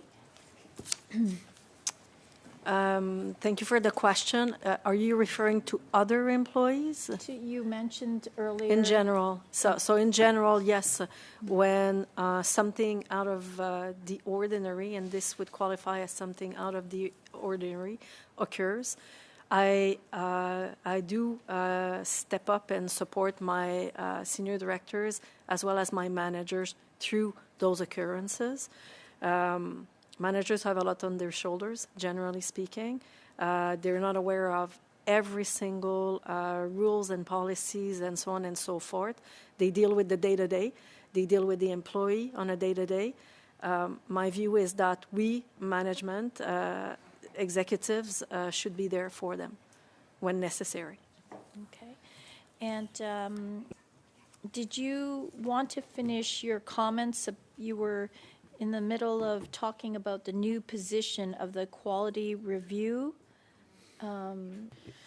Yes, I can speak something to about that. So, 236 files reviewed, and okay, perhaps you'd like to finish. Okay, thank you very much. So this is part of the new measures that are being implemented as part of a large modernization of procurement in general.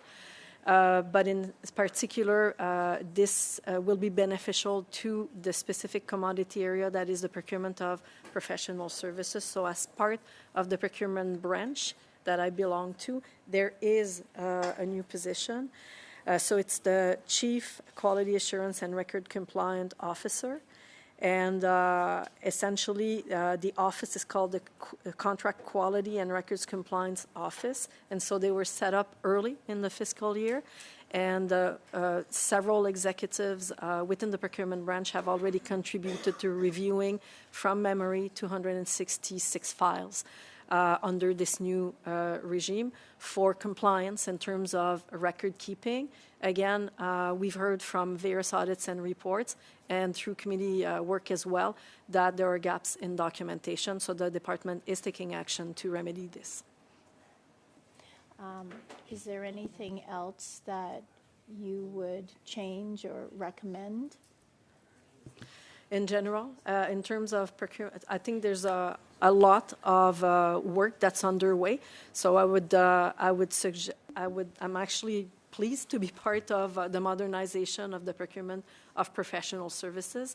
And of course, the department and we public servants always strive to do better. We, again, take at heart recommendations that are made from audits and reviews. And so we're implementing changes in addition to what we see in our own world that requires modification. So there's been already a number of changes over the last couple of years, even before these committees and even before there were reviews and audits. So for instance, the electronic application, the electronic procurement system, which was implemented. The interface with outside vendors is now Canada Buys, and is an easier application to use from outside, from external. So this is just one of the areas that within ourselves, within the work that we do every day, we identify as needing modification, and action has been taken in that respect, and we will continue to strive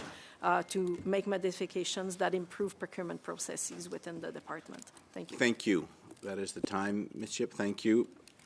I'd also like to thank Ms. Bolduc and Mr. Von Schoenberg for your testimony and your participation and your patience tonight in relation to the study of Report 1, ArriveCan.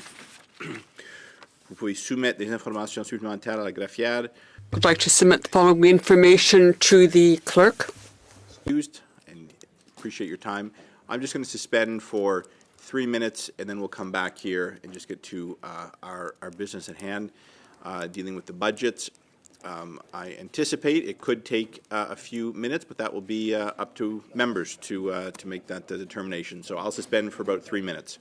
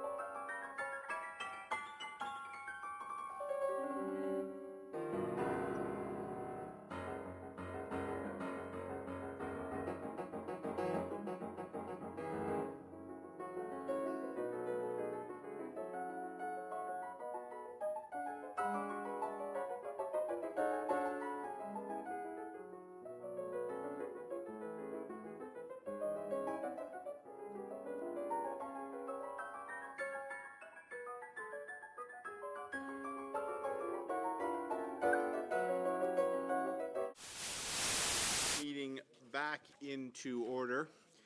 When we last left one another, we were going over the budgets that the committee needs to adopt. You have copies of these.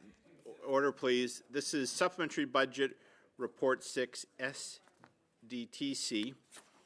The additional funds that are being requested is $23,250. That will bring our total budget with what's already been approved to $25,250.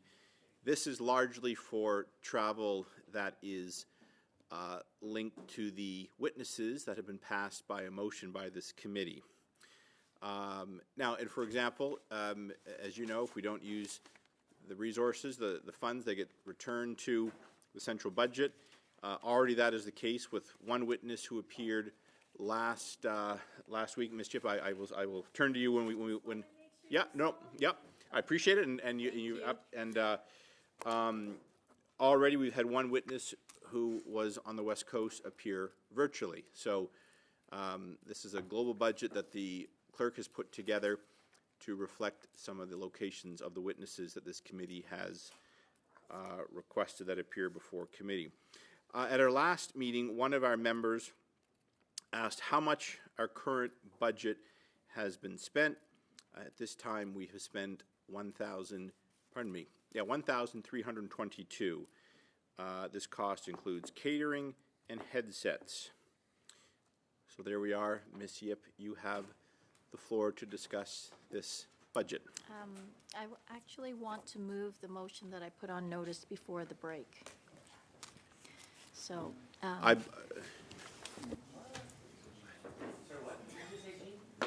want to move the motion. Yeah. Miss.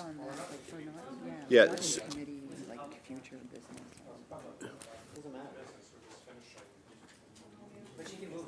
No. Was it on the notice? Oh, John. Can we adjourn this and do mine instead? Since you're going to be here Well, for a while anyway. okay. Just approve the budget. So this will require a vote to exit us from the budget to go to the. She's moving to adjourn consideration of the budget. Is that what she? No. Well, she's moving to. Well, to put it aside anyway. No, I don't know it. No, she thinks she wants to deal with the motion, but I'm just going to consult with the clerk here on how to proceed so we do this properly, but it will require a vote.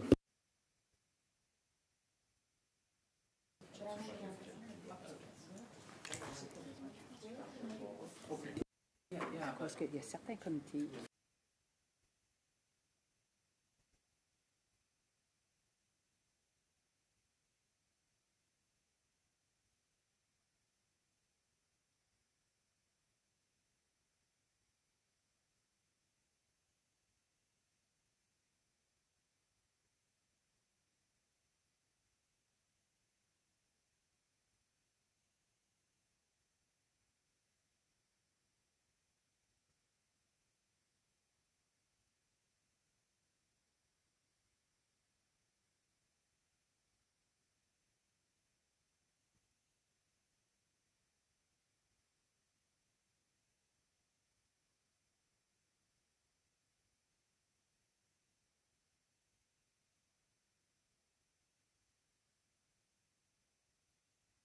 It's your judgment at this point. Yes, Ms. Yip. Okay. Okay, and then we'll move to the motion, okay? All right. Just 1 second. Yes.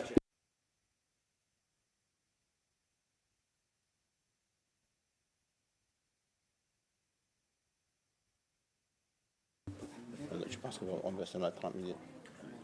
Vous aviez...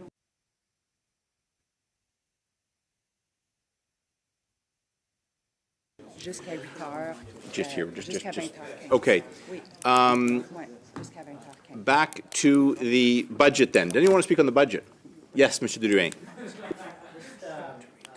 Because we are dealing with taxpayers' dollars and we are actually looking at how dollars were spent, I'm just wondering, The budget that we will be approving tonight for SDTC at $23,000 or $23,000, $250.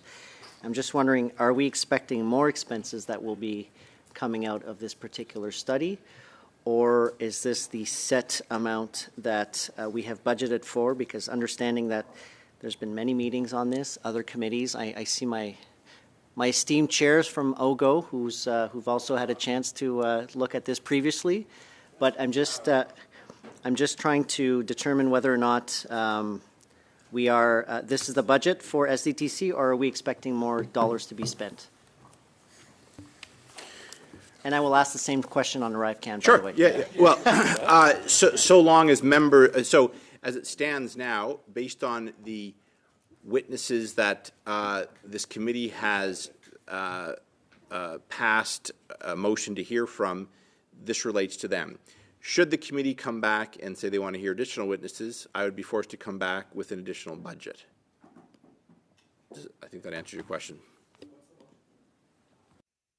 It's not a motion. We're debating the budget for the SDTC. Any other? Yes, Mr. Dre? And then on the next one, because No, we're only dealing with the first budget. Okay. All right. Well, is the opposition not going to speak, or I'm looking towards you? The budget was prepared by the clerk, so it's. No, I understand, yeah. but are they going to have more witnesses, or are we going to just approve on as we go basis, or are we actually going to budget? That's part of the budgeting. Well, yeah, but the budget reflects the witnesses that this committee has. So just so you know, Mr. Durain, this committee passed a motion some time ago requiring the committee to agree to witnesses before they're called before committee. So this budget reflects the witnesses that this committee has previously agreed to hear from. Okay, because I don't have access to the normally the clerk would send us a list of witnesses that have been submitted by all parties, and I'm just new, so maybe I don't, and it may be on the digital binder, but I don't have access. I would ask that I can, just so I can check off who's there. And then I'm assuming this is how we work, just like other committees. We've submitted a list, and then we work through the witness list. And So that is how we proceed, but at the same time, any committee motions that come before the committee and are passed kind of supersedes that. That debate has happened, but yes, as a matter of course, witnesses do come from the parties, and they are allotted proportionally as well. so it's an open study. We don't have we don't have a budget. We don't have a budget for the study. We just have an open-ended budget. Is what I'm asking. Well, I suppose that's true. But that's true of every committee. Not necessarily. No, a committee can extend. Right now, we have witnesses that are passed. I think there are, for STDCs, 16 to go, something like that. That is fixed. That is set. This budget reflects that. So that's the witness list. That's the budget. But I can't predict if the committee is going to come back and ask for more witnesses, and neither can you. But it's very fixed. This is the budget for the workload we have adopted as a committee. Okay. Oui, Madame Secrétaire. Monsieur Drouin, vous êtes... Mr. Drouin, you're new to the committee. The microphone is off. It's on again. The committee would like to study SDTC. The committee asked to have our budgets approved. That's a formality. I think people here have better things to do than to debate this formality when our wish is to make this study. We've already voted for it. It is set. So please, in all good faith, please go forward to approve the budget for those witnesses that we have voted on in this committee, and let's move on to something else. Thank you. I'm not going to call for a formal vote unless, is there agreement to pass this budget? Agreed? Agreed. Yes, okay, the first budget is passed. The second one, moving on to Report 1, ArriveCan, looking for an additional $1,500. That would bring our total budget to $3,500. Any comments on this? Question. Again, I'm gonna ask on the willingness. I'm new. I just want to make sure, but I've also sat on government ops. We normally have an agreement on how many meetings we have, and it's not an open-ended question. So I'm just asking. There's been 22 meetings on Arrive Can. So I want to make sure we don't treat this committee as a Facebook studio. That's what I'm trying to make sure, because we are talking about taxpayers' dollars, and we have open-ended investigations that there's been investigations of investigations of investigations. So is it the will of the committee to continue openly investigating this and go down to the weeds but the budget has an impact on taxpayer dollars, Mr. McCauley? Now you're concerned about taxpayers' dollars after millions diverted to Liberal Party appointees. I'll take a speaking list. Mr. Genuis, why don't you go ahead first? I hope we can get on with this, but I do want to underline that Mr. Drouin, you are showing disgusting disrespect for the important work being done by parliamentary committees. Of course, members share the work they do with their constituents in various fora, but this is not a studio. This is a committee where we undertake investigations into important issues of public interest. And those issues have included a series of serious Liberal government corruption scandals. And I understand that you, as a new member of the committee, and some other members of the government don't like those investigations, but those are investigations that have happened, have revealed important information, and have been agreed to. When we have the kinds of things we have seen with Arrive Can happening, it certainly merits investigation. The broader point, though, is that parliamentary committees require budgets in order to do their work. They need to spend money if they're meeting. And if we're not spending money doing this study, then we're spending money doing another study, or we're just not meeting at all. So it's very convenient for Liberals that spent $60 million on an app to suddenly claim to be fiscal hawks when it comes to maybe parliamentary committees just shouldn't meet to save money. The work of public accounts saves the government far more money than it spends in the expense of gathering chairs together and having the audio equipment necessary for a meeting. We do important work, and the committee has already agreed to study these issues. It needs to study these issues, and I just believe much more in the work of Parliament than Mr. Drouin clearly does. These are very reasonable budgets. They are in line with the work of committees. They're in line with the budgets that we see at other committees, and I think it is worth the public expenditure for parliamentary committees to be able to conduct investigations which hold powerful people accountable and which drill down on ways that we can push the government to save more taxpayers' money in much broader, deeper, more substantive ways than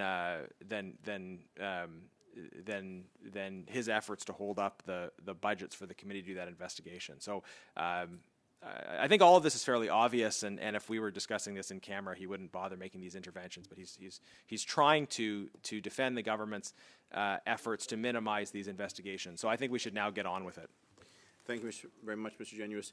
I'm going to go to Mr. Erskine-Smith in 1 second, but Mr. McCauley, did you want to speak as well? You were. If you do, put your hand up. Mr. Erskine-Smith, you have the floor, please. Yeah, thanks.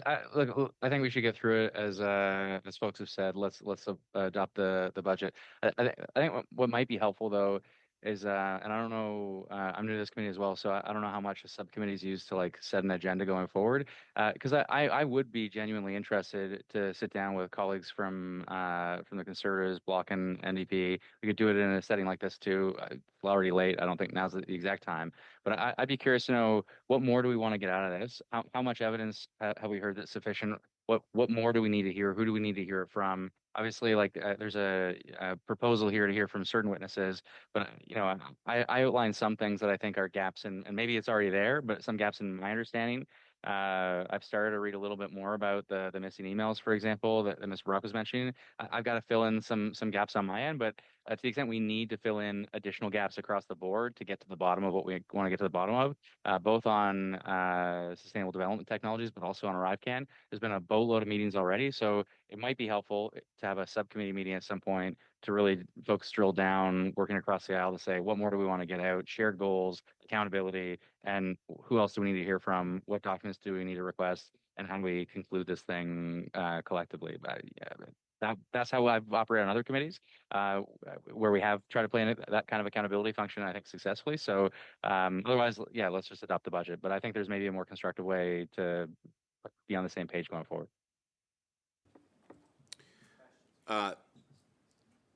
Thank you. I'm just going to say, so I appreciate we have new members on the committee.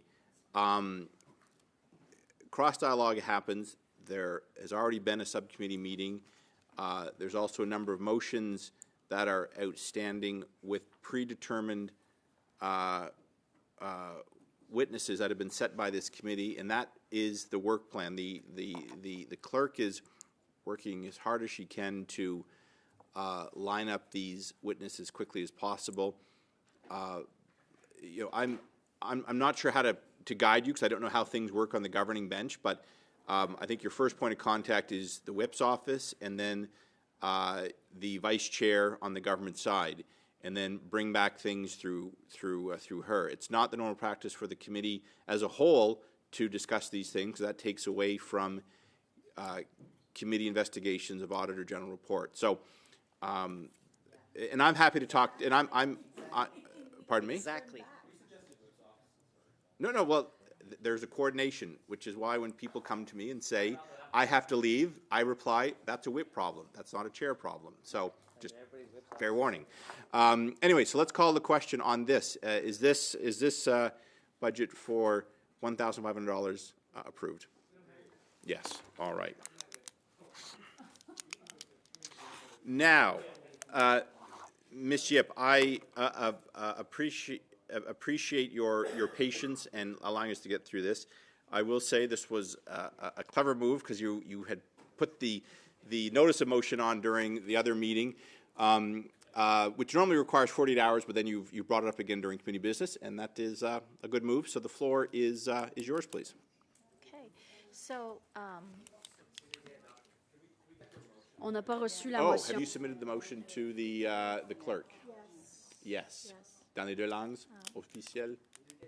Oui, merci. I'll send it in 2 seconds. It's going to come in just a few seconds. I'm just going to hold for a second.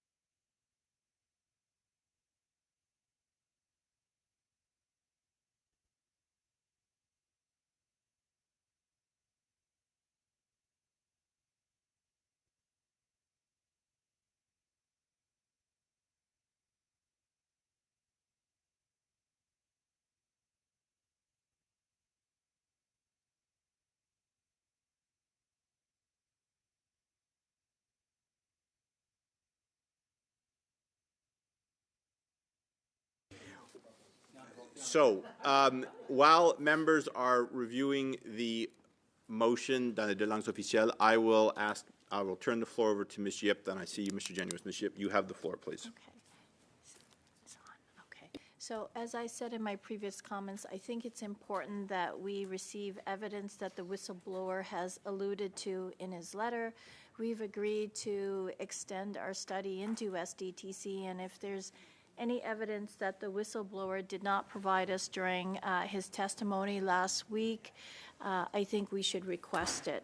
In addition, I asked the whistleblower for evidence to back up claims that the minister was manipulating the McKinsey report, and the whistleblower refused.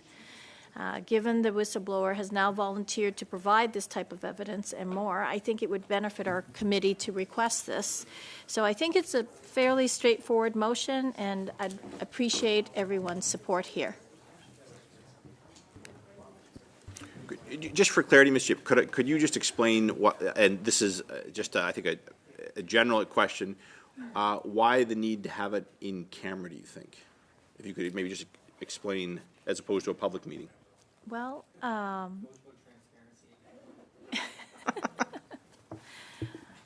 I can come back to you on that. Okay, Why, come yeah, back to Mr. Generous might ask it as well, although perhaps with different motives. But Mr. Generous, you have the floor. Thank you, Chair. I want to assure my motives are always to advance the common good, as I see it.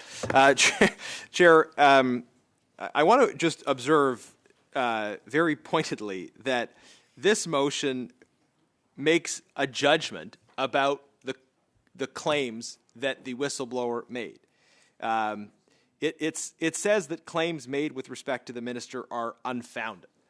And we are certainly not prepared to pass a motion which slaps onto a request for information claims that characterize, words that characterize the claims of that witness. I mean, what is the point of even requesting the information if the government has already come to a conclusion about the nature of it? So I would propose an amendment that simply strikes all of the words after the line "within 14 business days of the adoption of this motion." So the motion would read, given the committee received correspondence from the whistleblower who appeared before this committee on September 18, 2024 as part of the committee study of the Auditor General's report on the Sustainable Development Technology Canada, given the whistleblower alluded to key evidence of a grave nature that has yet to be presented to this committee as part of its study in sustainable development technology, that the committee requests that the whistleblower send all evidence alluded to in their correspondence of September 23rd, 2024 within 14 business days of the adoption of this motion, period, point final. So requesting the documents, yes, but removing this editorial characterization of the nature of the claims and removing the idea of having two in-camera meetings. I think once the evidence is received, the committee can decide how to proceed, maybe with public meetings, maybe if necessary with in-camera meetings. That'll be up to the committee at that time. But I think this amendment maintains the request for information, but it removes the political editorializing that the government is using to try to defend the minister. So that's my amendment. Is it clear to the Chair and the Clerk? Yeah, I'll Okay, just, thank you. so we have an amendment to the motion to remove everything that follows within 14 business days of the adoption of this motion. So let me turn to the amendment. I'm starting a new speakers list. I'm going to go to Mr. Durain first, and then I'll see you, Madame Secretary. Mr. Durain, go ahead. Juste par précaution. Just as a cautionary measure, first of all, the amendment is not very realistic in both official languages, especially there's the Day of Franco-Ontarians. You want us to hear from all this. I don't know if it'll be in English. I don't know if we have a list in French, but I think that the committee should be able to get all this in French and in English and in French. I think we can comment on what was presented, but without seeing what was presented, we won't know whether it's relevant or not, I think. And we don't know who is on these recordings. I don't know what other testimony or evidence will be submitted other than the letter we received. And it's important for me to get this. So I think I would need to hear the testimony and the proof that it has been submitted in both official languages. And then we can talk about whether we should have a public meeting. But the reason we wanted to have this in camera is that we don't know what's coming. And out of respect for those who may have been recorded without their consent, well, I just don't know. We have to be prudent.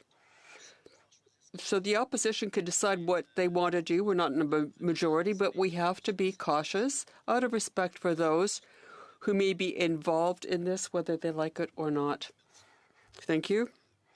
Amendment to the motion is being sent around as I speak. Would you permit, Mr. Durain, that I pause for a second till it's sent out. Otherwise, I'll go to the next witness, and I see for a pause. So we'll just wait the 10 or 15 seconds. Then I have Madame Secretary Desgagnés, Mr. Genuis, and then Mr. Erskine Smith all ready. So we'll just, should be just a few.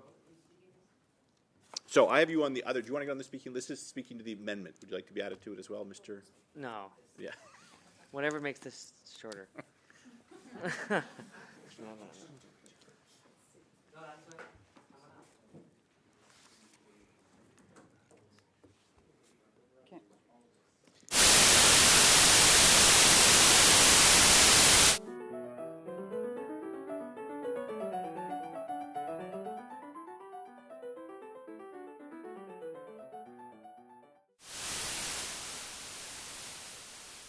Ms. Sinclair Desgagnés.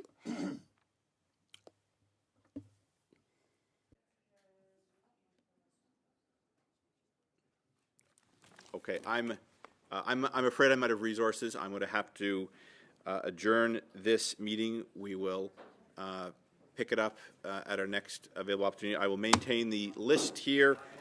I'll maintain this list. We are adjourned.